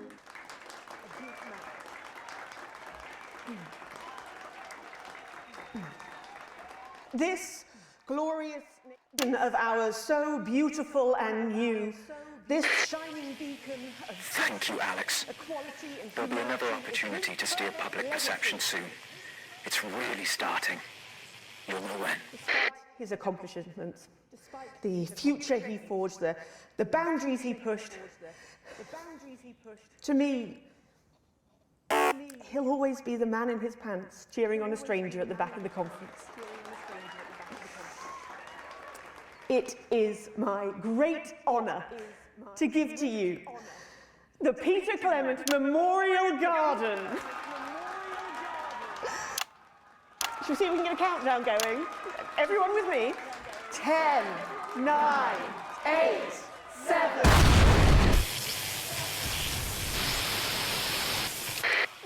Now, Alex, control the message. Get you to safety, come with us. I'm not leaving, I can't. You two, come with me. Don't panic. Help us here, look. We're gonna help you. We need a medic here. Well, stop resisting then. Stop resisting and we'll let you up. I'm not resisting! Ah! Fuck What are you doing? I'm not resisting! You saw! Stay by your side. I am the Prime Minister, and if I give you an order, you will damn well follow it. Do you understand? We have the right to be here. Understand? I said turn the fucking camera off! Your eyes open. Look at me, stay with me, help me, stay with me. We've got you, I've got you. Just stay with me. No, nightly news. Stay with me. Well, then you can consider this payback. Salisbury's still here. We're going to request authorization. Send it. You are guilty of the murder of more than 10 million people! Target armed. Haven't you done enough? Look around you. This is what your precious freedom looks like, is it? Hold fire! Oh, God, no. Take to the streets, the time has come! Stop fires! Break windows! Draw them out! They can't stop us all! Resist! Distract! Lower your weapons! Mom? I said, lower your weapons! Granted. None. It was unnecessary. Can't you see? Will you turn that off, please, sir? I said, please. Shocking scenes from the capital there, exclusively on the National Nightly News, and our apologies to any of our viewers who might have found this evening's events upsetting. But at the National Nightly News, we believe in bringing you the raw, unedited truth as it happens. And we make no apology for that. We'll update you on the latest from this Disrupt attack later in the programme, but when we come back, it's time for happier pursuits, and you know what that means by now. Don't go away. We'll be back after this. That didn't go so well, Alex. But we can turn it around in the next segment. Good distance from the unit base. It's becoming a weekly event. It's different tonight. This is the big one. Great. So there's a revolution happening outside and we're off to fancy fucking cars. That's journalism, apparently. Can we get set for the next sequence? Join the privileged few. Well, things are going pretty well for us. Sales are through the roof.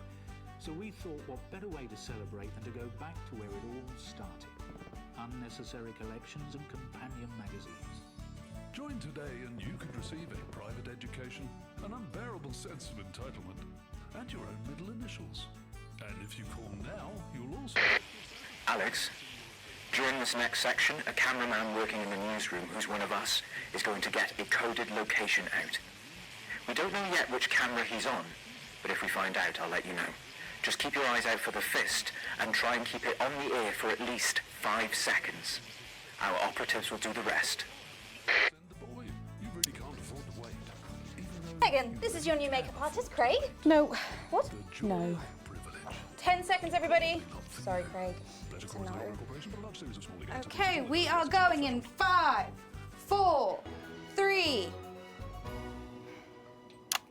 Welcome back to the National Nightly News with me, Megan Wolf. Very shortly, we'll be heading on over to the final episode of what has quickly become a hugely successful feature, the Notice Board. But before we do, let's chat with Philippa Radin. Tell me, why do you think the public love the Notice Board so much? It's real. There, I said it. It connects with people. You know, people look at us and they say, those are real people struggling with real problems. That's a really interesting point. Yeah, I mean, I was saying to my PA secretary as I got out the limo, I was saying, it's good for people to see normal, authentic people like them on TV. People like you. Yeah, precisely. Right. Unfortunately, then I was interrupted by some dreadful wretch who wanted an autograph, but a swift kicking from security soon put him back in line. Yes, well, I think it's really good that our screens are filled with such relatable stories. So, the Notice Board is coming to an end after a sensational time at the top. What do you think has made this show so successful? Oh, it's a combination of so many things. My hard work, my talent, my look. Wow, you really have a lot to thank you for. Hey. You're welcome. We've just heard our man's on camera 4. I have a real sense of responsibility now. You know, a sense I've been entrusted with something. Get back to the interview, Alex. Use that platform for good. Yeah, I think that's really important, that we should use this platform to do good in the world. I agree. That's exactly it. So I've decided to help as many other people. Excellent work, Alex. That's the location shared. Next, you'll need to give them the go. Is that better access to education, or reducing child poverty? No, by adopting as many as I can get my hands on. Oh, okay. How many children have you adopted? Oh, we're well into the double figures now, Megan. I stopped counting in the late 30s. Goodness, that is a lot of children. Yeah, once we finish putting them into the guest room, I'll have to put a futon in the laundry cupboard. Oh, you really are some sort of hero. Hey, I live a privileged life. What can I say? I mean, any child I can take on is a child rescued from suffering. Poor children. Were their lives really that bad before? Oh, they're Northern's, I presume so. Okay. Yeah, it's shocking to think, actually, that only 1 in 10,000 children have a celebrity parent. I'd never thought of it that way before. And I'm doing everything I can to fix those numbers. What do you think it is about your life that's so desirable, then? Well, it's mainly shame and panic interspersed with expensive bottled water, so actually, if anyone wants to, I'd happily trade. Now that I can relate to. Right, you better go off and get ready. That was Philippa Radin sharing some thoughts about her lifestyle.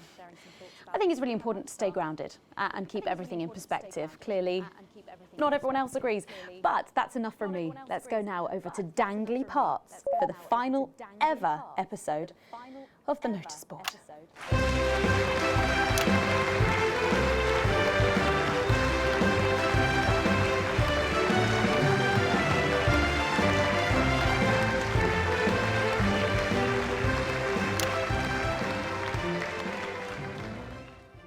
What a day! First the tea morning, and now to post this notice. I don't know how I managed to cope with it all. Oh wait, perhaps I do.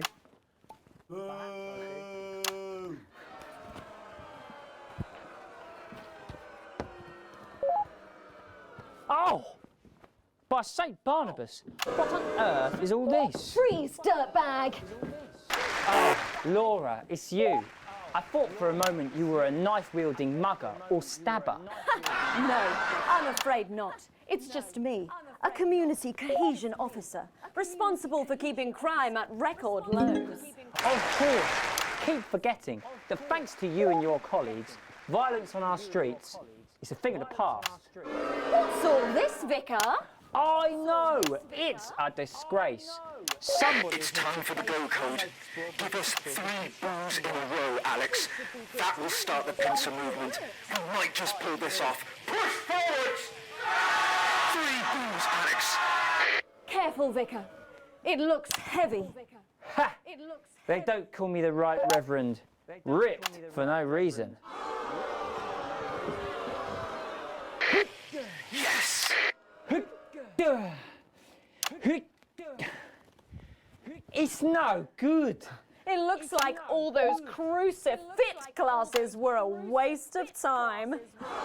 Perhaps you, a young CCO, would be able to move it. 2 for 2. Fantastic.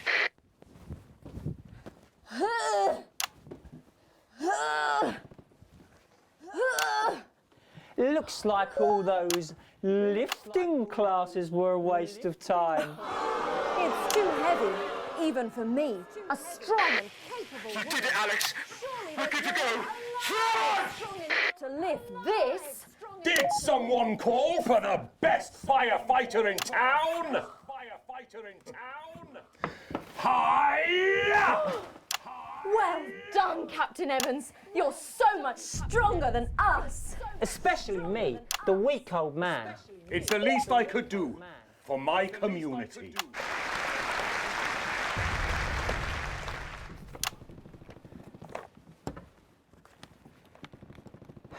No luck catching the little devil then? Unfortunately not. The ferrets struck again last night. When Ray opened the post office this morning, he found that every single stamp had been pre-licked. My God! Some people have no decency. Sadly, if we don't catch him before tomorrow, we may have to cancel the village fete. Don't worry, we won't let that happen. Will we, Vicar? No. Laura, tell me, why do they call him the ferret?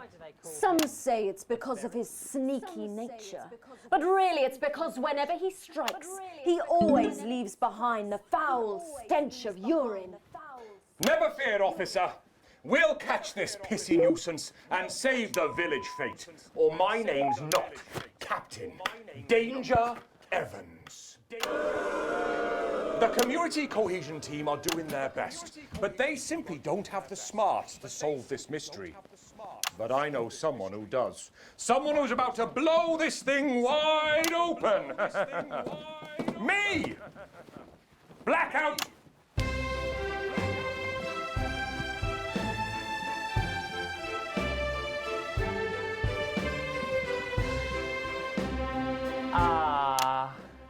It's the morning of the village fete, thanks to theatrical convention. I sure hope everything goes to plan.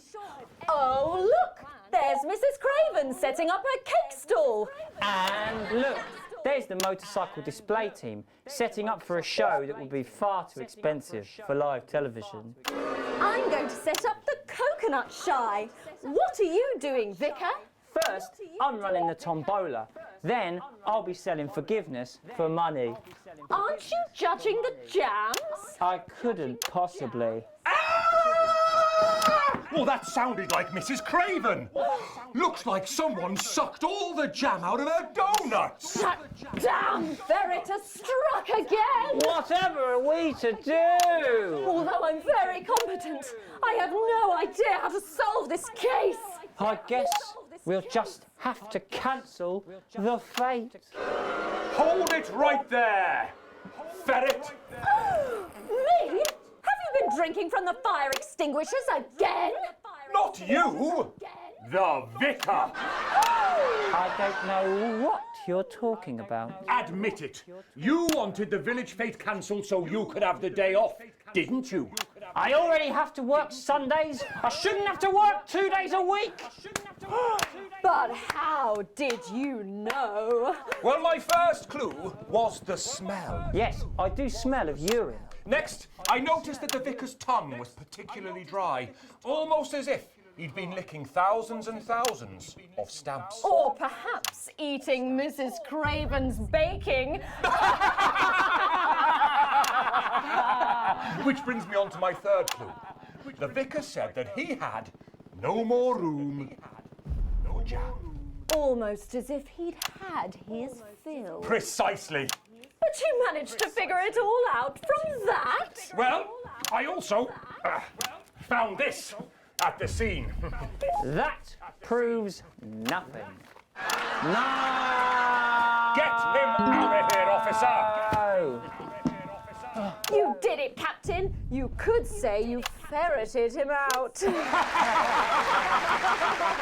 Hey, come on. Let's go and have a party in my massive garden. I am doing well. Thanks to you, we're all doing well.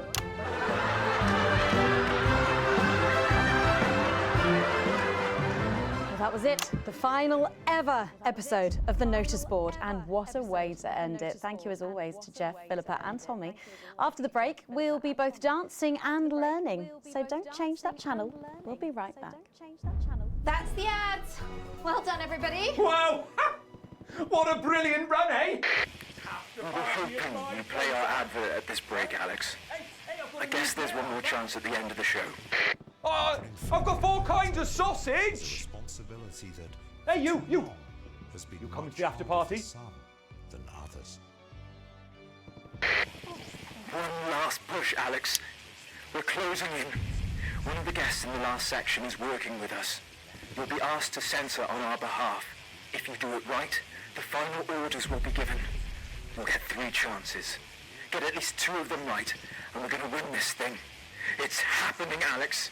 Tonight we take it back. Not everybody wants that. Only last week, disrupt terrorists burned farms across the territories.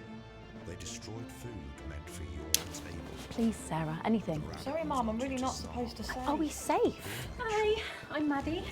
Jenny just said to ask if you need any touch up. The same generous Did she? entitlement at the menu centres. That's my shade, is it? Yeah. This is my shade. Needs are equal. From a healthy breakfast to a home-cooked dinner, the team is always at your table. I'm gonna run back to Jenny now. Minimally packaged, lovingly prepared, and absolutely Sorry about that, Sarah. Nothing you can tell me. At all, like at all. They've said no one's died, that's all I can say. 10 seconds. because teams don't thrive What's wrong with you? on empty She is in tears. Ugh. Going in 5, 4, 3. Welcome back to the National Nightly News. Later in this segment, we're hoping to be able to go back to Patrick Bannon at the scene of tonight's shocking Disrupt attack. But first, I'm delighted to be joined by the cast of the smash hit musical everyone is talking about. I'll be speaking with the cast in a moment, but first, let's take a look at them in action. Please give a warm National Nightly welcome to the Novaries.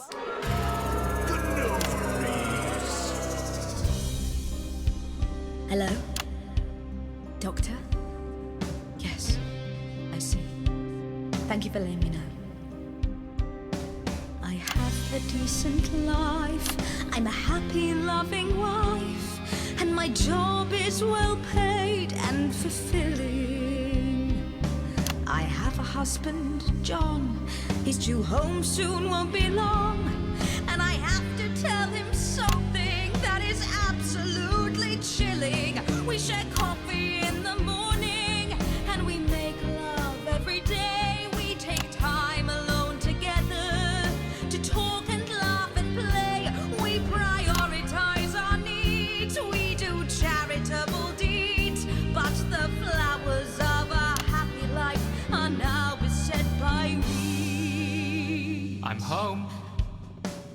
darling John. Oh, dearest John. There's something very wrong. I've just had a conversation with our doctor, David Wong, so please be seated. This news will make you feel defeated. The scans revealed a lump. You poor unlucky chump. Is it cancer? Worse of John. We're having a baby. How can this be? Oh, woe is me. Why has this happened to me? I always wear 2 condoms for the maximum of safety. In our tiny flat, we built a peaceful habitat. Now our lives are fucked. We're having a baby. Now you can't have any wine at book club. And there won't be any time for foot rubs. Now your hair will stink of weed. And you'll start to disagree. And forget about that holiday in Territory 3. No more waking up at 10:30. In fact, you're never going to get a good night's sleep again. No more snap decisions to go on to a club. You'll be lucky if you even make it out to the pub. Why can't we be more like our gay and lesbian chums? The only glue they have to deal with comes from personal bums. Now when I take a sick day at home, The parasite won't leave you alone. how he's grown! We're our top priority. I look after you, and you look after me. Ain't no trouble and strife, we got a childless life. No one wails and no one bawls. No one draws things on the walls. A happy husband, A wonderful wife, we got a childless life. We're having a baby. We're having a baby. Changing nappies daily. We're having a baby. No more weekends by the coast. Now your kid is uppermost. It's more than a passing craze to have childless days. We're having a baby. Food and drink thrown everywhere. Death trap toys at the top of the stairs. Every parent prays to have childless days. We're having a baby. No more smiles and no more. We're having a baby. 18 years on bills and leaves. Time for a whole new phase. We're having a baby. One more thing before the show begins. Have you considered that you might be having twins?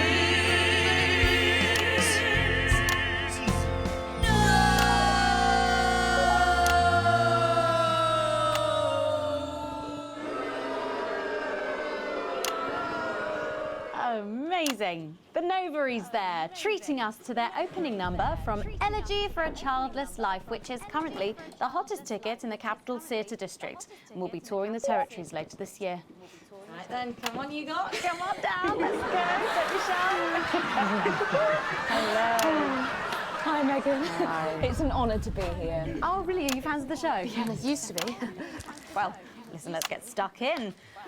Your amazing musical. Now, I mean, not only do you perform this show every single night, With matinees on Wednesday and Saturday. right, but you're also the show's creators, am I right? Well, everyone contributed their ideas, and then some of us went away and did the actual work on the script.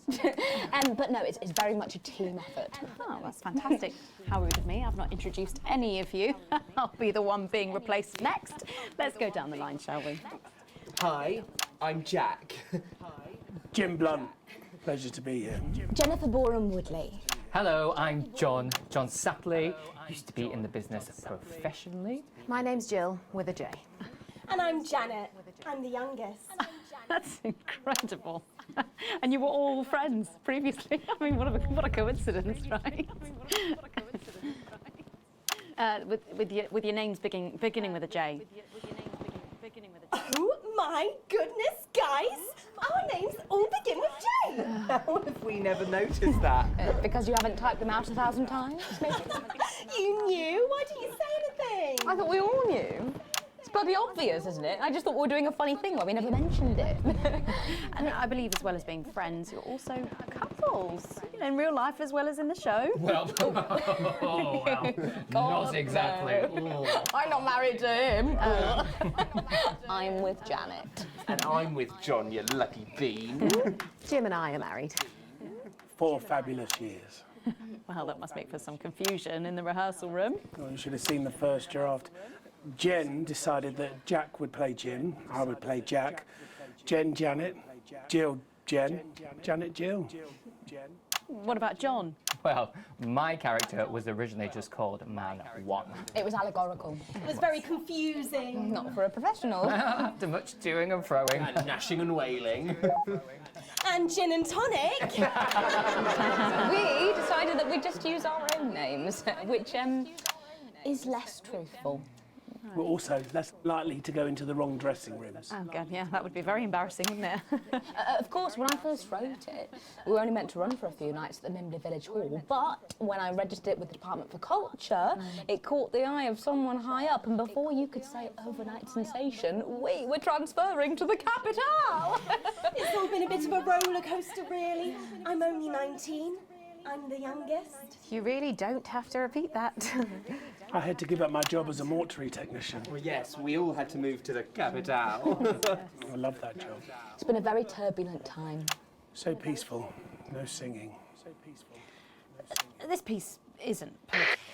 Stand by, Alex. Censor the orange. It's about children and why you shouldn't have them. In a way, I guess it is political, with a small p. After all, we are a solid unit, and eagle-eyed audience members will see we nod our heads to advance on stage throughout, and we target the messaging at women aged 22, well, about 35, as they're the most likely to be afflicted by this terrible problem. Terrible problem. Having children. Well, you understand, Megan. You clearly agree. Wow, this isn't about me. Of course, we see that there are advantages to a family unit, but eagle-eyed couples watch as the little parasites advance on their lives, and there's no time to play the guitar, get through a book, or watch a movie. They're exhausted, passed out on the couch by 20 to 9, for God's sake. You're very chatty tonight, dear. Usually I'm the chatty one. Because you're the youngest, we know. It's not a badge of honour, Janet. Janet, please, Jennifer. Oh, well said, John. Thanks, Janet. Got you back. So could you just tell us what is the play about?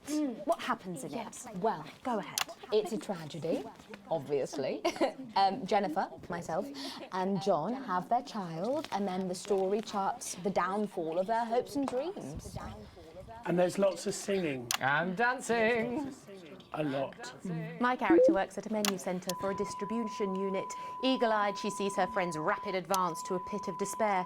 Becoming a target for children's TV advertising at the age of 22, she decides to take drastic action. I can't really say more, though. I probably said too much already. Let's not spoil the second act for anyone who might come to see it.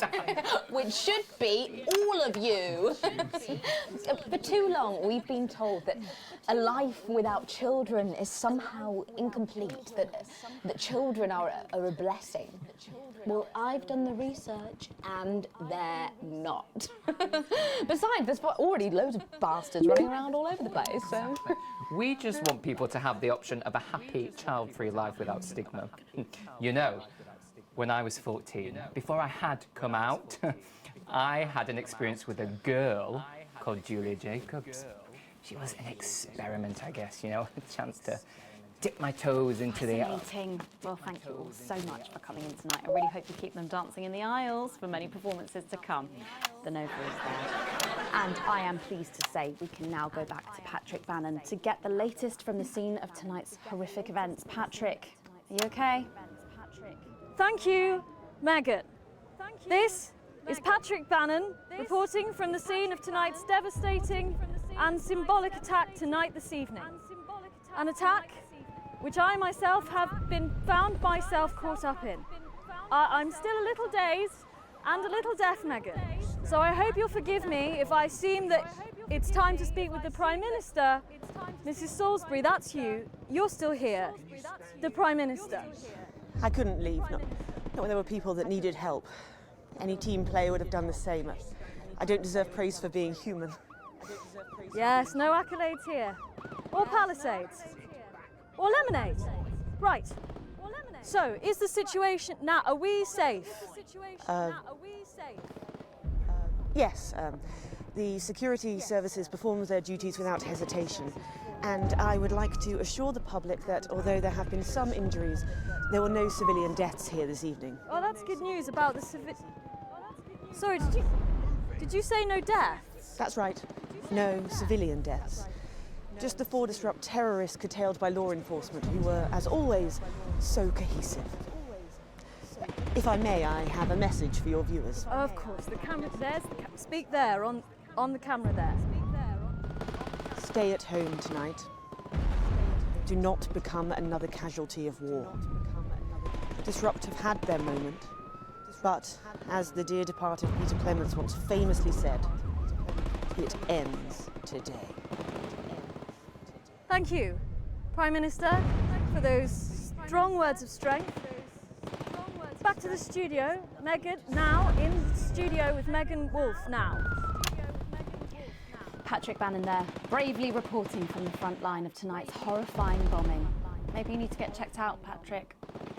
Well, that brings us to the end of tonight's National Nightly News, but before we go, National Nightly News, but Victory is in sight, my friends. You have mobilised. You have come together. From our agents at the television networks risking arrest and getting those words to you, to the many hundreds and thousands gathering to invade team headquarters.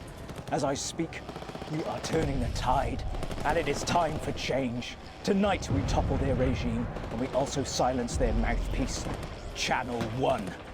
Time to wake up.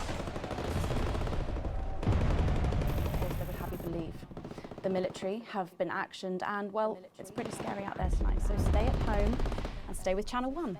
Because the team has assured this programme that the turbulence will soon be over and we can once again focus our minds on building the new future with equality, fairness and resources for all. My name is Megan Wolf. Let's make tomorrow better.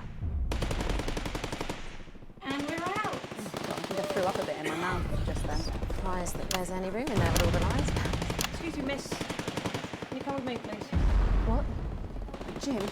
Fuck's sake, Jill, what have you done now? Sorry, sir, can you please stay in your seat? It's my wife. We'll be back in a minute. Just need to have a conversation first. We're going to need an understudy. I'll call Jackie.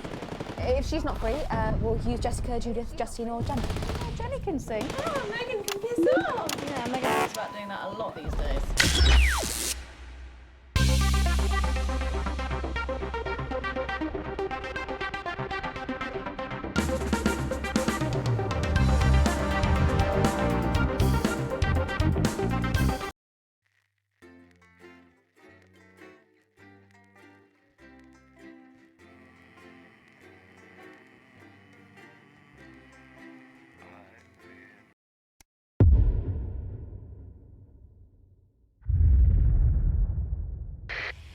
We were hoping you'd play our advert at this break, Alex.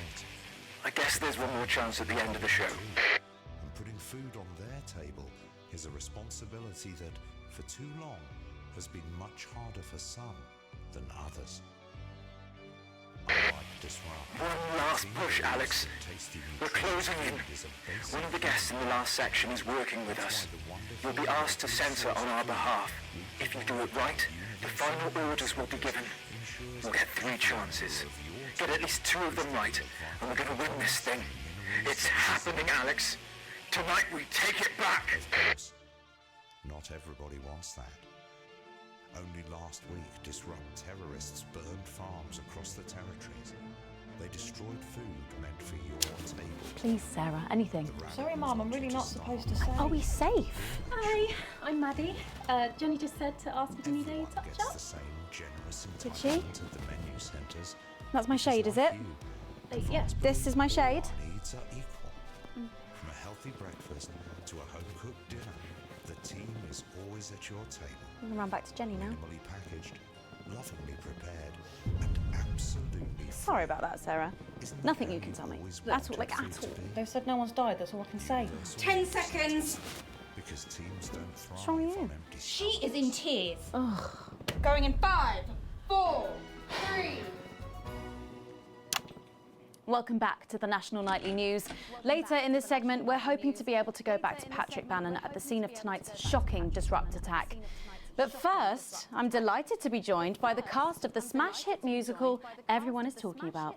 I'll be speaking with the cast in a moment, but first, let's take a look at them in action. Please give a warm National Nightly welcome to the Novaries.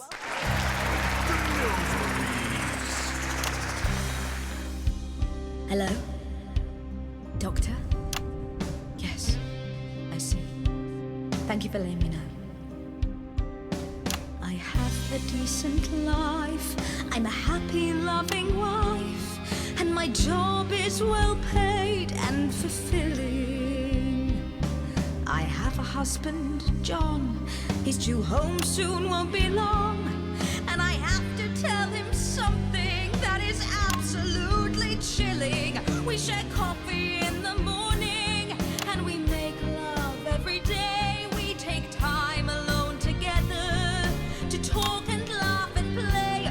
We prioritize our needs. We do charitable deeds. But the flowers of a happy life are now beset by weeds. I'm home. Oh, darling John. Oh, dearest John. There's something very wrong. I've just had a conversation with our doctor, David Wong, so please be seated. This news will make you feel defeated. The scans revealed a lump. You poor unlucky chump. Is it cancer? Worse, oh, John. We're having a baby. How can this be? Oh, woe is me. Why has this happened to me? I always wear 2 condoms for the maximum of Safety in our tiny flat. We built a peaceful habitat. Now our lives are fucked. We're having a baby. Now you can't have any wine at book club. And there won't be any time for foot rubs.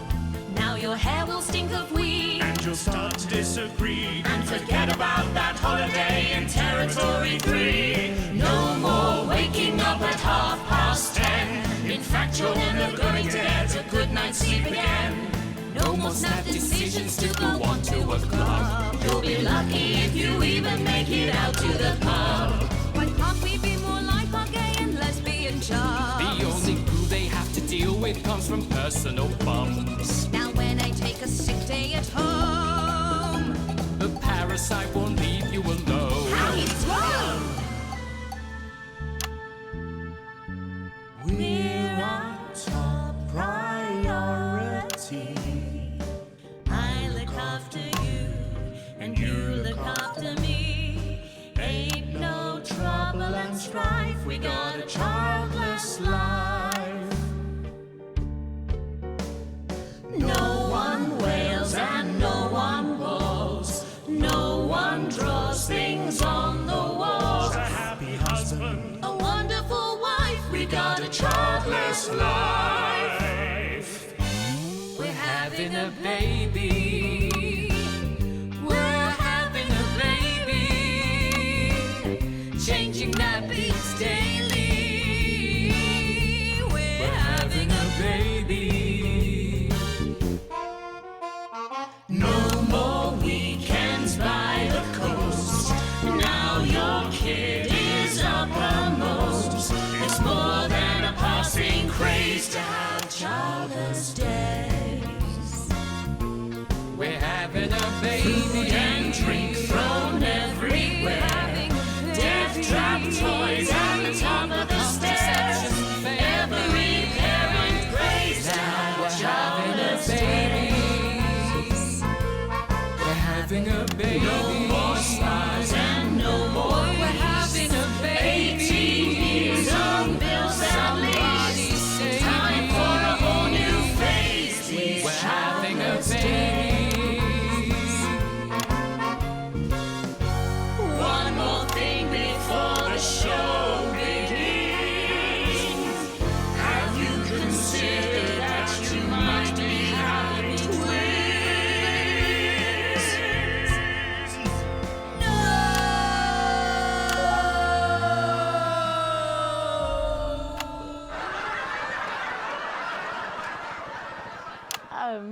amazing. The Novaries there, treating us to their opening number from Elegy for a Childless Life, which is currently the hottest ticket in the Capital Theatre District. And we'll be touring the territories later this year. Right then, come on you lot, come on down, let's go, don't be shy. Hello. Hi, Megan. Hi. It's an honour to be here. Oh, really? Are you fans of the show? Yeah, it used to be. Well, listen, let's get stuck in. Your amazing musical. Now, I mean, not only do you perform this show every single night, With matinees on Wednesday and Saturday. right, but you're also the show's creators, am I right? Well, everyone contributed their ideas, and then some of us went away and did the actual work on the script. But no, it's very much a team effort. Oh, that's fantastic.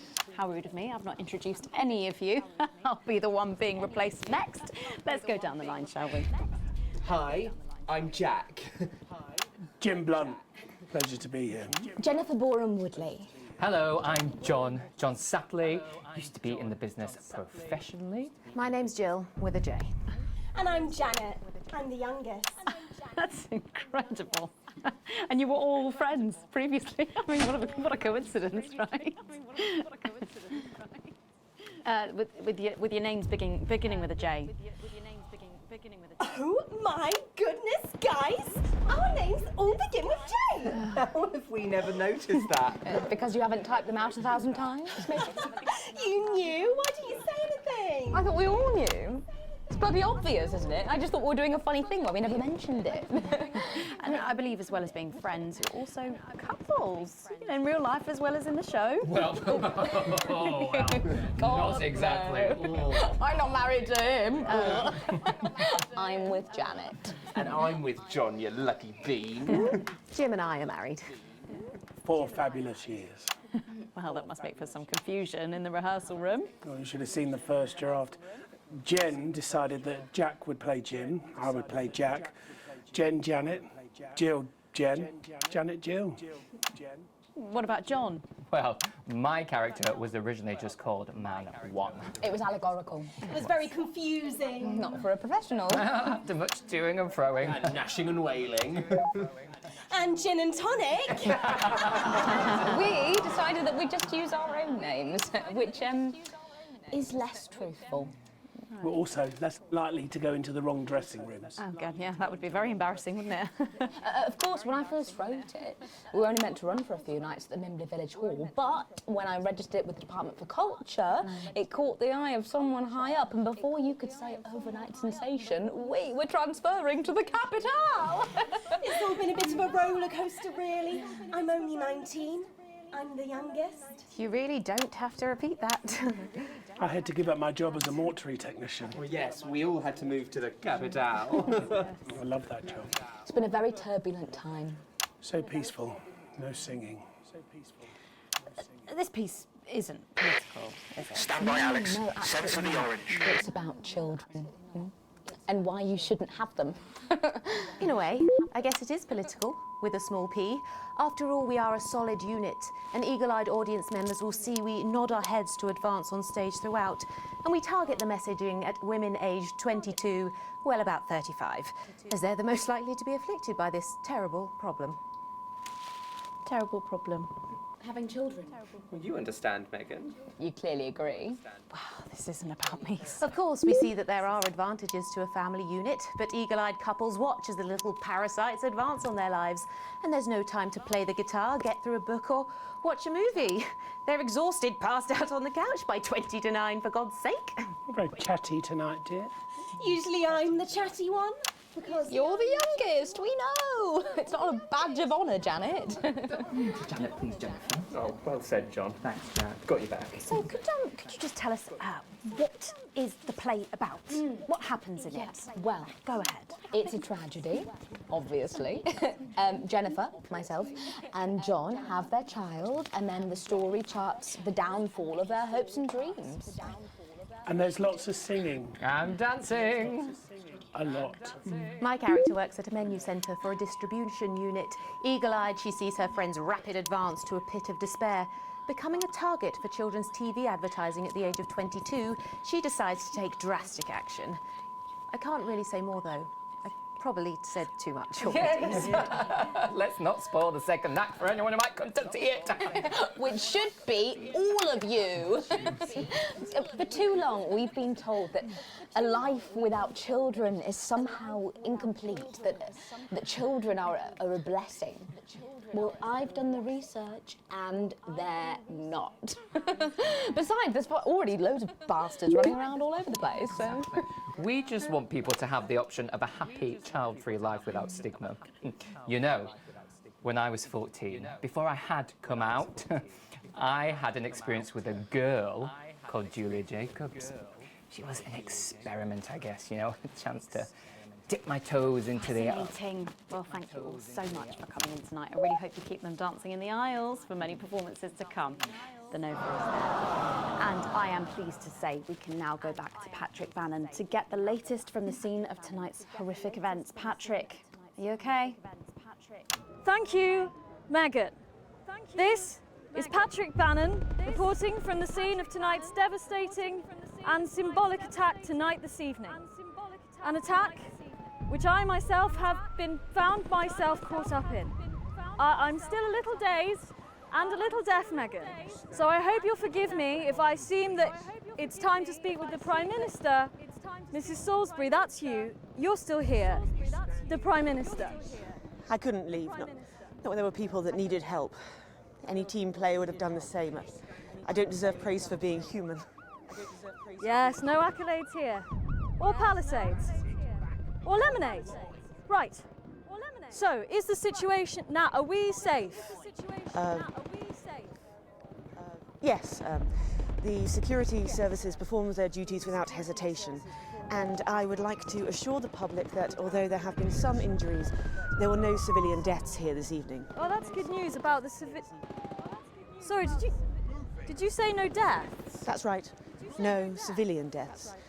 Just the 4 disrupt terrorists curtailed by law enforcement who were, as always, so cohesive. If I may, I have a message for your viewers. Of course, the camera, there's the speak there, on the camera there. Stay at home tonight. Do not become another casualty of war. Disrupt have had their moment, but as the dear departed Peter Clements once famously said, it ends today. Thank you, Prime Minister, for those strong words of strength. Back to the studio, Megan, now in the studio with Megan Wolf now. Patrick Bannon there, bravely reporting from the front line of tonight's horrifying bombing. Maybe you need to get checked out, Patrick. Well, that brings us to the end of tonight's National Nightly News. But before we go, National Nightly News. Victory is in sight, my friends. You have mobilized. You have come together. From our agents at the television networks risking arrest and getting those words to you, to the many... These terrorists are attempting to undermine Advance's vital work. However, sources at team headquarters have told us that this acid revolution... Also silence their mouthpiece. Channel 1. Time to wake up. And they are not the overwhelming force they would have you believe. The military have been actioned and, well, it's pretty scary out there. So stay at home. Because the team has assured this program. Because the team has assured this program that the turbulence will soon be over. And we can once again focus our minds on building the new future with equality, fairness and resources for all. My name is Megan Wolf. Alex, tonight is the beginning of the fall of France. Fighter jet 11 o'clock.